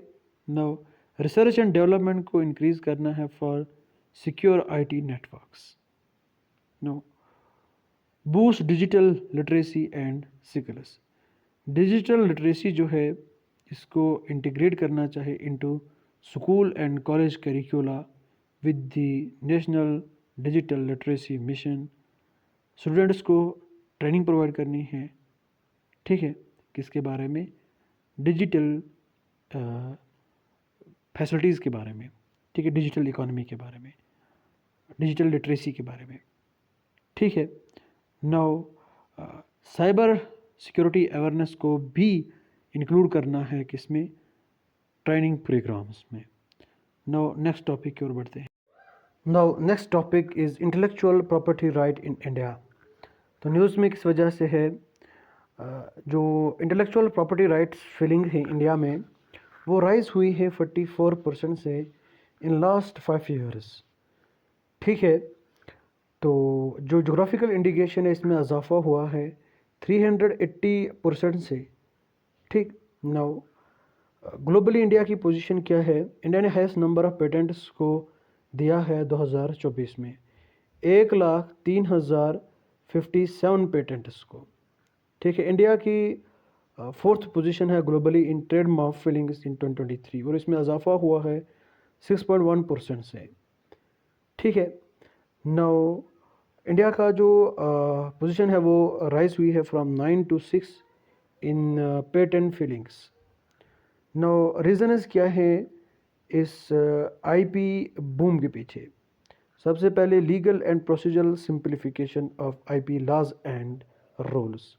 For example patent examination timeline जो है उसको हमने कम कर दिया है, 48 मंथ्स ये था और इसको हमने 31 मंथ्स कर दिया है। मॉडर्नाइजेशन ऑफ IP ऑफिस जो थे उनको हम डिजिटाइज किया with a comprehensive e filing system जिसमें 95% एप्लीकेशंस जो हैं वो ऑनलाइन फाइल हुई। International standards, for example international classification under Locarno agreement for industrial design इसको अडॉप्ट किया। लोकार्नो एग्रीमेंट एक इंटरनेशनल एग्रीमेंट है under the world intellectual property organization, ठीक है, इसको साइन किया था 1968 में। Awareness and capacity building, SPRIHA ये स्कीम है, इसका मकसद है इंटीग्रेट करना IPR एजुकेशन को in higher learning institutions across the country. Now national intellectual property awards, तो ये हमने किसको प्रोवाइड करते हैं? टॉप अचीवर्स को, उनके IP क्रिएशन के लिए और कमर्शलाइजेशन के लिए। Fee concessions, 10% fee reduction for online filings. Digital initiatives, IP Sarathi chat bot किसके लिए? फॉर एप्लीकेंट सपोर्ट, और IP dashboard to provide real time IP data. AI का यूज़ और मशीन लर्निंग का यूज़ हुआ है, इसी वजह से ये बूम आया है IP फिलिंग्स के पीछे। ठीक है, now industrial property rights IPR, इसके बारे में बात करते हैं। IPR क्या होता है? IPR ये राइट्स होते हैं जो कि हम किसी पर्सन को देते हैं उसके क्रिएशन पे, over the creation of their minds. ठीक है, उन्होंने अपने दिमाग से कुछ क्रिएट किया, अपने दिमाग को क्रिएट किया। ठीक है, दिमाग को नहीं, दिमाग से कुछ क्रिएट किया, यूनिक कुछ क्रिएट किया, ये हम क्रिएटर्स को देते हैं। ये एक्सक्लूसिव राइट होता है ओवर देयर क्रिएशन। ठीक है, over the use of his her creation एक सर्टेन पीरियड ऑफ टाइम के लिए। ठीक है, 8 टाइप्स ऑफ IPR यहाँ पे हमने कवर की हैं under IPR policy management framework. इसमें पेटेंट से ट्रेडमार्क है, इंडस्ट्रियल डिज़ाइन है, copyright, geographical indications, semiconductor integrated circuit layout design, trade secret and the plant varieties. Now administration कोड कौन करता है? Controller general of patent design and trademark. ठीक है, ये इसको कंट्रोल करता है under the department of industrial policy and promotion. ये जो department of industrial policy and promotion है, ये ministry of commerce and industry के अंडर है, याद रखना। एक कंट्रोलर जनरल है of patent design and trademark, वो department of industrial and policy and promotion के अंडर है। और ये जो department of industrial policy and promotion है, ये ministry of commerce and industry के अंडर है। ये कॉम्प्लेक्स क्वेश्चन पूछा जा सकता है, इसको ध्यान में रखना। यहाँ पे 2 एक्सेप्शन हैं। जो act on layout design of integrated circuit है, इसको एडमिनिस्टर करती है ministry of electronics and information technology.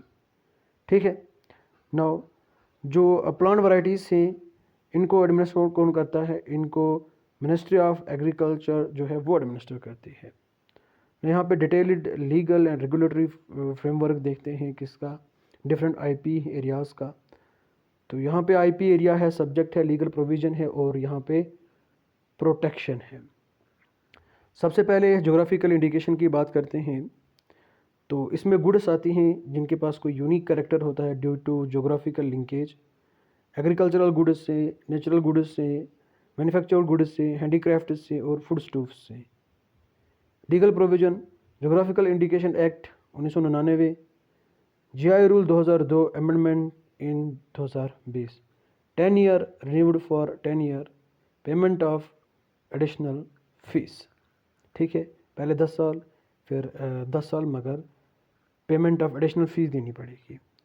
Design की बात करते हैं तो इसके लिए लीगल प्रोविज़न जो है वो एक्ट डिज़ाइन एक्ट 2000 है, and design amendment rule 2021, 10 + 5 years.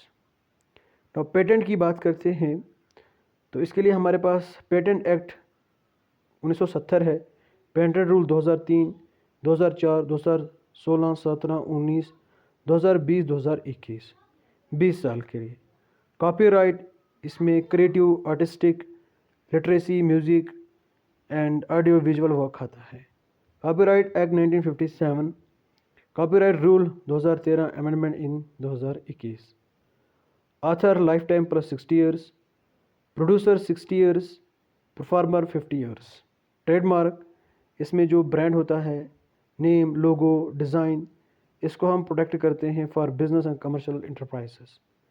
Trademark act 1999, trademark rule 2017, 10 साल, और फिर 10 साल और ले सकते हैं on payment of additional fees. Semiconductor integrated circuit layout design, इसके लिए हमारे पास लीगल प्रोविज़न जो है वो semiconductor integrated circuit layout design 2000 and rule 2001। इसके लिए 10 साल है। ट्रेड सीक्रेट, इसके लिए लीगल प्रोविज़न जो है वो कॉमन लॉ अप्रोच जो कि कवर करता है through contract act, IP act, copyright act. इसकी टाइमलाइन नहीं, अपनी मर्जी।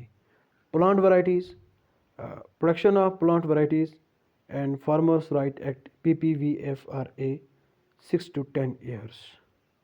ठीक है। नाउ सिग्निफिकेंस क्या है इंटेलेक्चुअल प्रॉपर्टी राइट्स का? Now economic impact, 1% increase in trademark, patent and copyright protection. यहाँ पे जो फॉरेन डायरेक्ट इन्वेस्टमेंट है वो इंक्रीज हो सकता है। ग्लोबल कम्पिटिटिवनेस, इंडिया का जो प्रोड्यूसर ऑफ इनोवेशन एंड जो भी fostering breakthrough in critical sectors, ये ग्लोबल कम्पिटिटिव कितना है वो रिफ्लेक्ट होता है। स्टार्टअप इकोसिस्टम हमारा जो है वो इंक्रीज होगा। ठीक है। डाइवर्सिटी एंड इंक्लूसिविटी, इंडिया जो share of women patent filter है ये इसमें इजाफा हुआ है 10.2% इन 2021 एंड 11.6% इन 2022। ठीक है। ना चैलेंजेस क्या हैं? लो रिसर्च एंड डेवलपमेंट स्पेंडिंग्स, यहाँ पे हम जस्ट 0.7% GDP का किस पे रिसर्च और डेवलपमेंट पे खर्च करते हैं। वहीं अगर हम चाइना की बात करें वो ये 2.1% और ब्राज़ील की बात करें 1.3%। Patent dispute and evergreening, pharma sectors जो हैं ये इश्यूज़ को फेस करते हैं रिलेटेड टू पेटेंट एवरग्रीनिंग, जहाँ पे कंपनीज माइनर मॉडिफिकेशन करके जो एग्जिस्टिंग ड्रग्स होती हैं उसका जो पेटेंट लाइफ है उसको एक्सटेंड कर लेती हैं। सेक्शन 3D जो है पेटेंट एक्ट्स का 1970, ये प्रिवेंट करता है इसको, जिस वजह से डिस्प्यूट्स हो जाते हैं। Compulsory licensing concerns, pharma sector जो है गवर्नमेंट अलाउ करती है इनको the production of patent products, for example medicine, without the patent holders consent. ठीक है। तो इस वजह से भी टेंशनस हो जाते हैं। IP financing in nascent stages, lack of awareness, complexity in IP valuation, reliance on traditional tangible assets, and vulnerability of IP as a collateral. IP financing is the use of IP assets, trademark है, design rights है, patent and copyright to gain access to credit। ठीक है। और भी क्या क्या है, तो यहाँ पे डिलेज है इन IPR ग्रांटिंग, बैकलॉग, ठीक है, weak enforcement of IPR laws, commercialization gap है। ठीक है। इस वजह से यहाँ पे चैलेंज आ रहे हैं हमारे IPR को। ठीक है, इंटेलेक्चुअल प्रॉपर्टी राइट्स को। वे फॉरवर्ड क्या है? Holistic review of national IPR policy, हमें एड्रेस करना है new and emerging trades in innovation, identify करना है इम्प्लीमेंटेशन गैप्स को। ठीक है। And corporate changes of for expanding innovation system and IP financing. State government के पार्टिसिपेशन को स्ट्रांग बनाना है। ठीक है। To formulate and implement their own IPR policies, awareness पे फोकस करना है। ठीक है। इनोवेशन इन एजुकेशनल इंस्टीट्यूशंस पे फोकस करना है। स्टेट लेवल इनोवेशन को एस्टेब्लिश करना है। स्टेट लेवल इनोवेशन काउंसिल को एस्टेब्लिश करना है। ठीक है। नो IP क्राइम्स को टैकल करना है। इन्फोर्समेंट मैकेनिज्म को स्ट्रांग बनाना है। कोऑर्डिनेशन को इम्प्रूव करना है between law enforcement, customs and IP officers, और स्पेशलाइज्ड IPR ट्रेनिंग प्रोवाइड करनी है। ठीक है। मोर स्पेशलाइज्ड IPR कोर्ट्स को एस्टेब्लिश करना है विद टेक्निकल ट्रेन्ड जजेस। ठीक है। IP फंड्स को क्रिएट करना है। डेडिकेटेड IP फंड को क्रिएट करना है to support initiatives fostering IP culture in remote and traditional knowledge rich regions, traditional knowledge rich regions, जिसमें बहुत सारी ट्रेडिशनल नॉलेज है such as tribal belts, hilly and north east states. ठीक है। Enhance करना है इंटरनेशनल कोलैबोरेशन को। ठीक है। बाकी चीज़ें क्या हैं? इनोवेशन रिसर्च को प्रमोट करना है through research and development incentives, tax breaks, grants provide करनी है, इंसेंटिव्स प्रोवाइड करने हैं, नाउ अवेयरनेस फैलानी है, ठीक है, एजुकेशन प्रोवाइड करना है, ठीक है, एजुकेशनल इनिशिएटिव्स को चलाना है।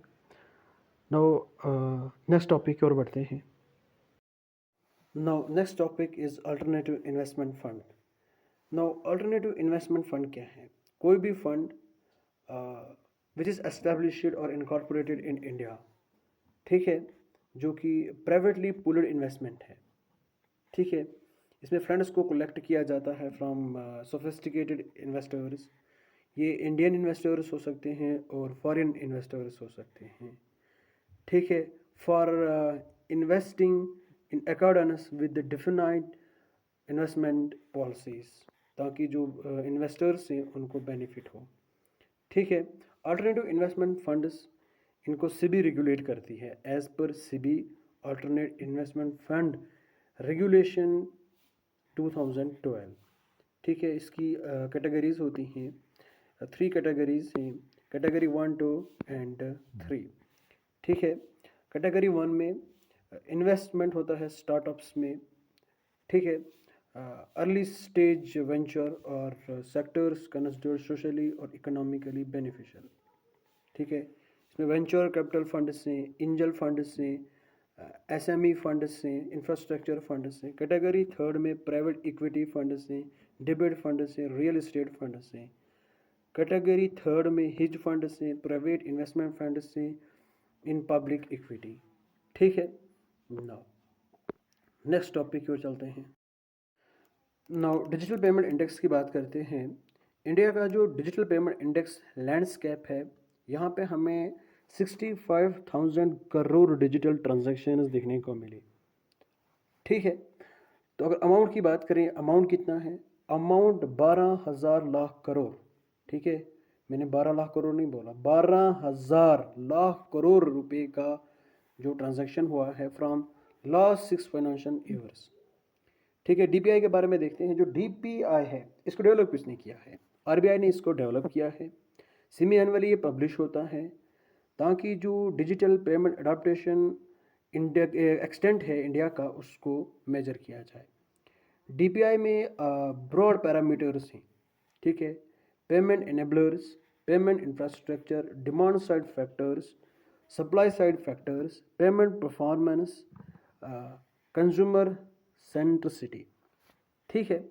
जो लास्ट आरबीआई का डीपीआई है, ये इंडिकेट करता है कि यहाँ पे 4 फोल्ड ग्रोथ हुई है डिजिटल पेमेंट पेनिट्रेशन में सिंस 2018, ठीक है।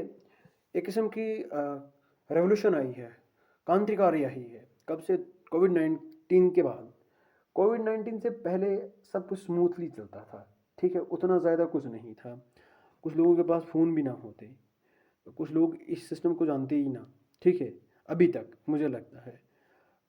जो आज हम ऑनलाइन पढ़ते हैं, मुझे लगता है कुछ लोग अभी भी ऑनलाइन ना पढ़ पाते, ठीक है। अभी भी कुछ लोग ऑफलाइन ही पढ़ते, कोचिंग जाते, कुछ लोग ऑनलाइन ये भी ना खरीद पाते।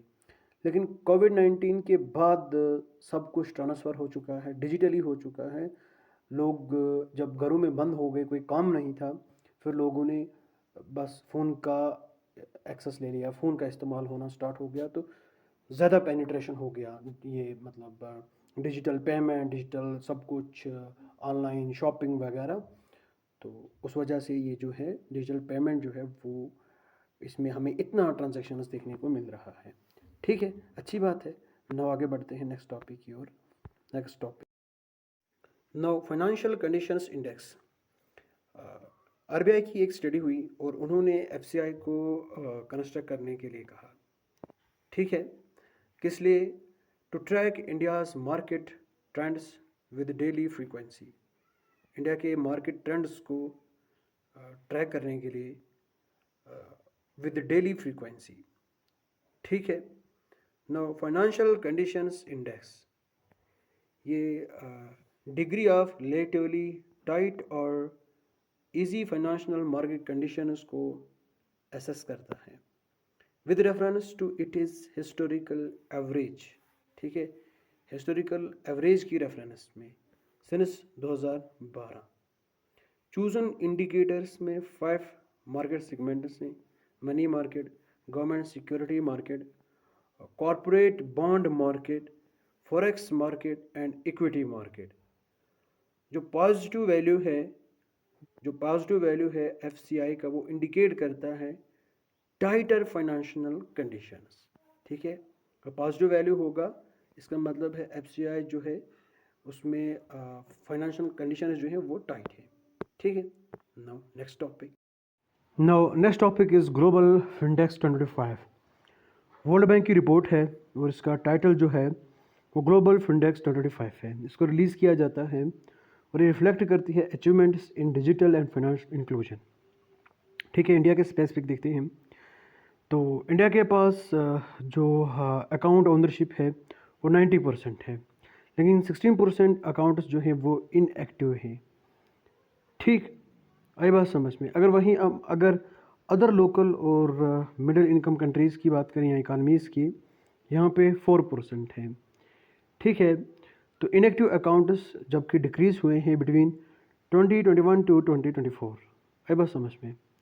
नाउ नेक्स्ट टॉपिक की ओर नाउ स्टेबल कॉइन्स के बारे में बात करते हैं। जीनियस एक्ट को लागू किया जाता है यूएस में, ताकि जो रेगुलेटरी फ्रेमवर्क है स्टेबल कॉइन्स के लिए इसको एस्टेब्लिश किया जाए। स्टेबल कॉइन्स एक किस्म की क्रिप्टो करेंसी होती है। इसका वैल्यू जो है ये लिंक होता है किसी अनदर करेंसी से, कमोडिटी से या फिर फाइनेंशियल इंस्ट्रूमेंट से। क्रिप्टो करेंसीज जो हैं ये पेमेंट्स में इफ़िशेंसी ला सकती हैं, to bring efficiency to payments, इनके पास पोटेंशियल है। ठीक है, तो इनका यूज़ जो है वो क्यों इंक्रीज़ हुआ है? ये more liable medium of exchange है than other volatile crypto currencies जैसे कि बीटी कॉइन्स हैं। ठीक है, asset are backed by identifiable issuer. ठीक है, इसको कौन इशू करता है वो आइडेंटिफिएबल है। बाकी अगर हम बात करें क्रिप्टो करेंसी या क्रिप्टो जो भी चीज़ें हैं, क्रिप्टो एसेट्स हैं, उनके पीछे हमें ये नहीं पता कि इसको किस बंदे ने इशू किया, वो अनआइडेंटिफिएबल होता है। इशूअर कौन हो सकता है? बैंक हो सकता है, non bank financial institute entities हो सकती हैं या इंस्टीट्यूट हो सकते हैं, कुछ भी। ठीक है, नाउ रेगुलेशन की अगर बात करें, गवर्नेंस जो बॉडी होती हैं वो डिसीजंस देती हैं स्टेबल कॉइन्स की अरेंजमेंट को लेकर। नाउ इंडिया के रिलेटेड बात करते हैं, क्रिप्टो करेंसी या क्रिप्टो एसेट्स इनकी रेगुलेशन के बारे में। तो करंटली अगर हम बात करें क्रिप्टो एसेट्स को, यहाँ पे कोई रेगुलेट नहीं किया जाता, ये अनरेगुलेटेड है इंडिया में। तहम गवर्नमेंट ने थ्रू फाइनेंशियल एक्ट 2022 के थ्रू इनको एक कम्प्रहेंसिव टैक्सेशन रिजीम के अंडर लाया है for the transfer of virtual digital asset. ठीक है, और 30% का टैक्स इम्पोज किया है on capital gain from virtual digital assets पे। Now income tax act 1961 define करता है वर्चुअल डिजिटल एसेट को कोई भी इंफॉर्मेशन, कोड, नंबर या टोकन जिसको हम जनरेट करेंगे थ्रू क्रिप्टोग्राफिक मीन्स या अदरवाइज, फिर इसको हम ट्रांसफ़र, स्टोर या फिर ट्रेड करेंगे इलेक्ट्रॉनिकली। ये क्या है? ये वर्चुअल डिजिटल एसेट है, जैसे कि क्रिप्टो करेंसी है, नॉन फंजिबल टोकन एट्सेट्रा। ना इन 2023 वर्चुअल डिजिटल एसेट इनको हमने एक प्रीव्यू के अंडर लाया है। किसकी प्रीव्यू के अंदर? Prevention and money laundering act 2002। ना क्रिप्टो कैसे वर्क करती है? सबसे पहले बेस्ड ऑन ब्लॉकचेन, इसको माइनिंग के थ्रू क्रिएट करते हैं। ठीक है, फिर can be brought from brokers and stored और स्पेंड थ्रू क्रिप्टोग्राफिक वॉलेट्स। ठीक है, नाउ नेक्स्ट टॉपिक की ओर बढ़ते हैं। तो नेक्स्ट जो हमारा टॉपिक है वो collection of real time observation and photo of crops initiative. ठीक है, नाउ ये एक इनिशिएटिव है और ये digital innovation in agriculture for fostering financial resilience इसका पार्ट है। ठीक है, तो इसकी फुल फॉर्म मैंने आपको बताई कि ये collection of real time observations and photo of crops initiative है। एक मोबाइल ऐप है, इसको लॉन्च किया है ministry of agriculture under the प्रधानमंत्री फसल बीमा योजना। ठीक, ये जियो टैगड पिक्चर्स लेगा क्रॉप्स की 4 to 5 times during the life cycle of crop. ठीक है। इसमें AI बेस्ड क्लाउड प्लेटफॉर्म्स का यूज़ किया जाएगा फ़ोटो एनालिसिस के लिए, इंफॉर्मेशन एक्सट्रैक्शन के लिए, एंड वेब बेस्ड डैशबोर्ड है फॉर विजुअलाइजेशन के लिए। ठीक है। तो फंड्स कहाँ से आती हैं? Through fund for innovation and technology under the प्रधानमंत्री फसल बीमा योजना। नेक्स्ट टॉपिक की ओर चलते हैं। Offshore area atomic mineral operating right rules के बारे में बात करते हैं। ये जो रूल्स हैं इनको नोटिफाई किया जाता है in accordance with the provision of offshore area mineral development and regulation act 2002। Objective क्या है? To regulate and the exploration and mining of atomic minerals, जैसे कि यूरेनियम है, थोरियम है, in offshore areas. Rules apply होते हैं जब concentration जो एटॉमिक मिनरल्स की है वो अगर सर्टेन मिनिमम लेवल से ज़्यादा होगी तो ये रूल्स जो है वो अप्लाई होते हैं। ठीक है। अंडर रूल्स एंटिटीज़ को नॉमिनेट करती है गवर्नमेंट और इसको एक्सप्लोरेशन एंड प्रोडक्शन के लिए लाइसेंस दी जाती है और प्रोडक्शन के लिए लीज प्रोवाइड की जाती है। ठीक है।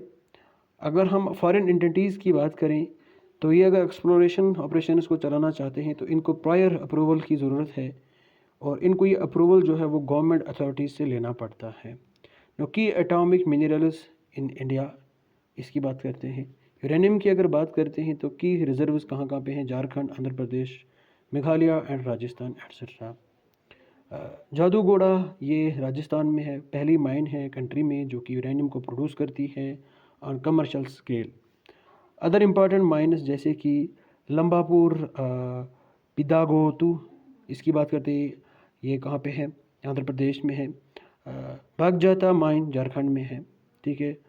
मोस्ट ऑफ यूरेनियम डिपॉजिट जो इंडिया में है वो स्मॉल हैं और लो ग्रेड में हैं एज़ कम्पेयर टू जो लीडिंग यूरेनियम प्रोड्यूसिंग कंट्रीज़ हैं दुनिया भर में। ठीक है। थोरियम की अगर बात करें तो इंडिया में लिमिटेड रिसोर्सेज हैं यूरेनियम की, लेकिन लार्ज रिसोर्सेज हैं थोरियम की। मोनाजाइट जो है इसमें 8 से 10% थोरियम है। जो सैंड्स से केरला और उड़ीसा बीच की, तो यहाँ पे जो मोनाजाइट है वो पाया जाता है। ठीक है। आई होप आपको ये टॉपिक जो है पसंद आया होगा। अगले टॉपिक की ओर बढ़ते हैं। Next topic is agricultural outlook report. इसको रिलीज़ किया है बाय OECD FAO। ठीक है, फूड एंड एग्रीकल्चरल ऑर्गेनाइजेशन। ये कम्प्रहेंसिव असेसमेंट प्रोवाइड करता है for the 10 years prospective for agricultural commodities. इसमें फिशेस भी हैं and they are market at national, regional and global level. Global market trends 2024। Report के मुताबिक बायोफ्यूल की अगर आप बात करें, इसकी डिमांड जो है ये ग्रो हुई है कितनी? 0.9% से annually, lead by India, Brazil and Indonesia. ठीक है। कॉटन को अगर देखें तो ग्लोबल यूज़ जो है कॉटन का वो इंक्रीज़ हुआ है। इंडिया जो है ये ओवरटेक करता है चाइना को as the top producer of cotton. ठीक। The next topic. Offshore area atomic mineral operating right rules के बारे में बात करते हैं। ये जो रूल्स हैं इनको नोटिफाई किया जाता है in accordance with the provision of offshore area mineral development and regulation act 2002। Objective क्या है? To regulate and the exploration and mining of atomic minerals, जैसे कि यूरेनियम है, थोरियम है, in offshore areas. Rules apply होते हैं जब concentration जो एटॉमिक मिनरल्स की है वो अगर सर्टेन मिनिमम लेवल से ज़्यादा होगी तो ये रूल्स जो है वो अप्लाई होते हैं। ठीक है। अंडर रूल्स एंटिटीज़ को नॉमिनेट करती है गवर्नमेंट और इसको एक्सप्लोरेशन एंड प्रोडक्शन के लिए लाइसेंस दी जाती है और प्रोडक्शन के लिए लीज प्रोवाइड की जाती है। ठीक है। अगर हम फॉरेन एंटिटीज़ की बात करें तो ये अगर एक्सप्लोरेशन ऑपरेशंस को चलाना चाहते हैं तो इनको प्रायर अप्रूवल की ज़रूरत है और इनको ये अप्रूवल जो है वो गवर्नमेंट अथॉरिटीज़ से लेना पड़ता है। क्योंकि एटॉमिक मिनरल्स इन इंडिया, इसकी बात करते हैं। यूरेनियम की अगर बात करते हैं तो की रिजर्व्स कहाँ कहाँ पे हैं? Jharkhand, Andhra Pradesh, Meghalaya and Rajasthan etcetera. जादूगोड़ा ये राजस्थान में है, पहली माइन है कंट्री में जो कि यूरेनियम को प्रोड्यूस करती है on commercial scale. Other important mines जैसे कि लंबापुर, पिदागोतू, इसकी बात करते हैं, ये कहाँ पे है? आंध्र प्रदेश में है। बागजाता माइन झारखंड में है। ठीक है। मोस्ट ऑफ यूरेनियम डिपॉजिट जो इंडिया में है वो स्मॉल हैं और लो ग्रेड में हैं एज़ कम्पेयर टू जो लीडिंग यूरेनियम प्रोड्यूसिंग कंट्रीज हैं दुनिया भर में। ठीक है। थोरियम की अगर बात करें तो इंडिया में लिमिटेड रिसोर्सेज हैं यूरेनियम की, लेकिन लार्ज रिसोर्सेज हैं थोरियम की। मोनाजाइट जो है इसमें 8 से 10% थोरियम है। जो सैंड्स से केरला और उड़ीसा बीच की, तो यहाँ पे जो मोनाजाइट है वो पाया जाता है। ठीक है। नो, आई होप आपको ये टॉपिक जो है पसंद आया होगा। नो, अगले टॉपिक की ओर बढ़ते हैं। नो, ग्लोबल कैपेबिलिटी सेंटर के बारे में बात करते हैं। फाइनेंस मिनिस्टर ने जोर दिया है इंडस्ट्री और गवर्नमेंट पे ताकि एक साथ काम करें, जो जीसीसी सेटअप है इसको बूस्ट किया जाए और मोर देन 500 फॉर्चून कंपनीज को अट्रैक्ट किया जाए। नाउ जो कि अभी तक एस्टेब्लिश नहीं है इंडिया में, इनका प्रेजेंस इंडिया में नहीं है। नाउ जीसीसी के बारे में देखते हैं।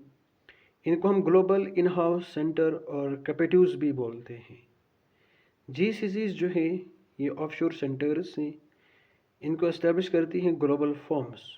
ये बहुत सारी सर्विसेज प्रोवाइड करती हैं फॉर देयर पेरेंट ऑर्गेनाइजेशंस, जैसे कि आईटी सर्विस है, रिसर्च एंड डेवलपमेंट है, कस्टमर सपोर्ट है। तो ये सर्विसेज ये जीसीसी प्रोवाइड करती हैं। इनको ऑपरेट किया जाता है with in internal organization structure of the global corporate organization. ठीक है।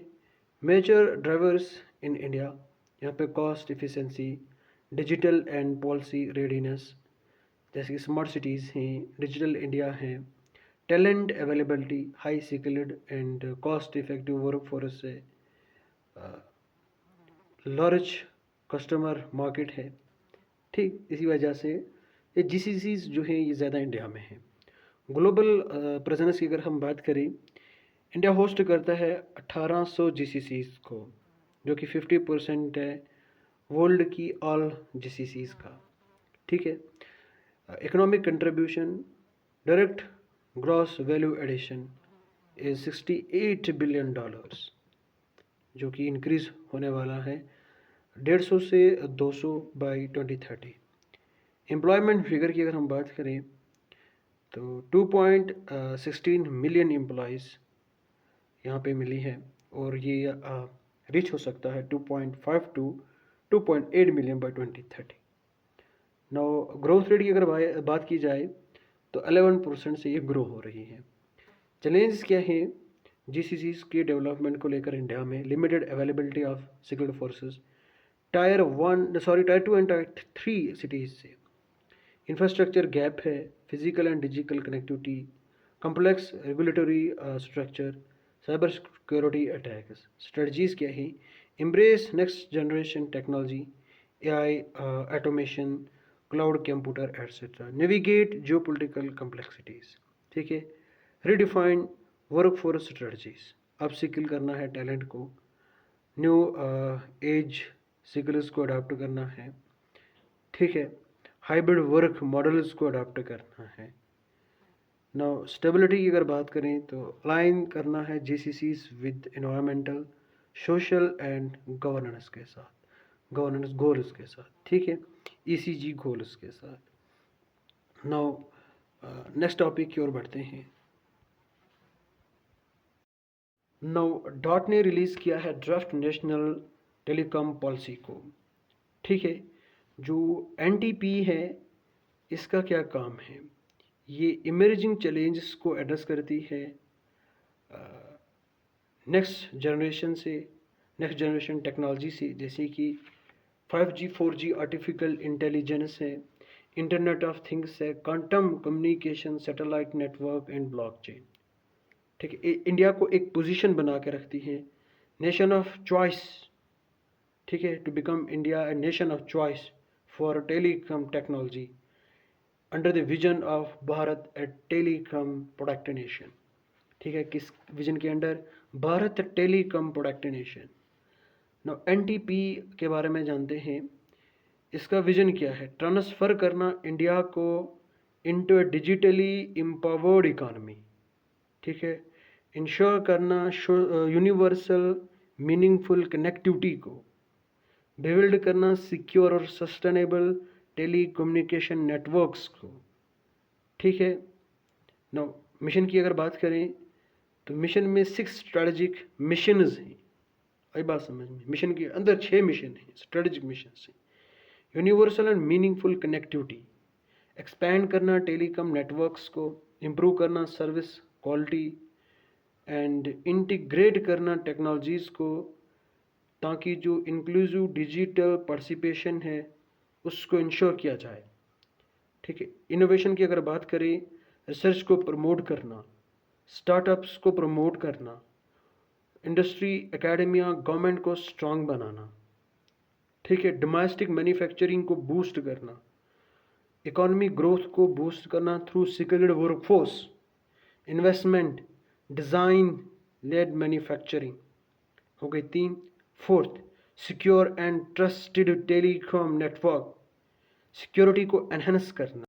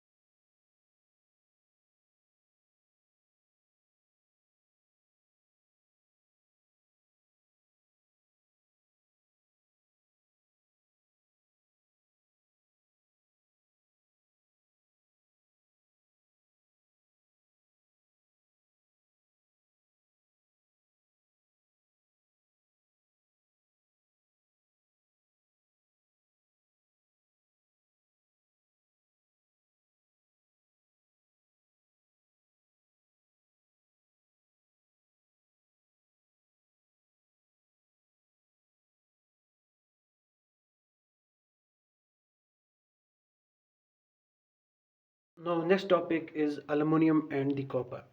सेंट्रल गवर्नमेंट ने अनवील किया है aluminium and copper vision document. Now vision document जो है ये लॉन्ग टर्म स्ट्रेटजी प्रोवाइड करता है to meet growing domestic demand. ठीक है, वाइल ये इंश्योर करता है रॉ मटेरियल सिक्योरिटी। किसको इंश्योर करता है? रॉ मटेरियल सिक्योरिटी को।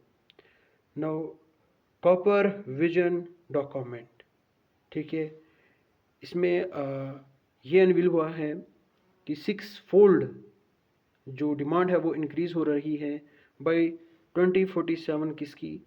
डॉक्यूमेंट की। और ये एक प्लान को बना रहा है to add 50 million tons per annum किसकी? कॉपर की। आई बात समझ में? Smelting and refining capacity by 2030। Now वहीं पे अगर हम बात करें एल्युमिनियम विजन डॉक्यूमेंट की, यहाँ पे एक स्ट्रेटेजिक रोड मैप को तैयार किया जा रहा है to scale up aluminium production by 6 fold by 2047। ठीक है, इसका मकसद है बॉक्साइट प्रोडक्शन को, जो बॉक्साइट प्रोडक्शन कैपेसिटी है उसको इंक्रीज़ करना 150 मिलियन टन पर एनम। ठीक है, नाउ डिस्ट्रीब्यूशन क्या है कॉपर और एल्युमिनियम की? पहले एल्युमिनियम एंड बॉक्साइट की बात करते हैं। नाउ एल्युमिनियम और बॉक्साइट इंडिया की अगर देखिए तो रिजर्व्स कहाँ कहाँ पे है? उड़ीसा 41%, उसके बाद छत्तीसगढ़, आंध्र प्रदेश भी बॉक्साइट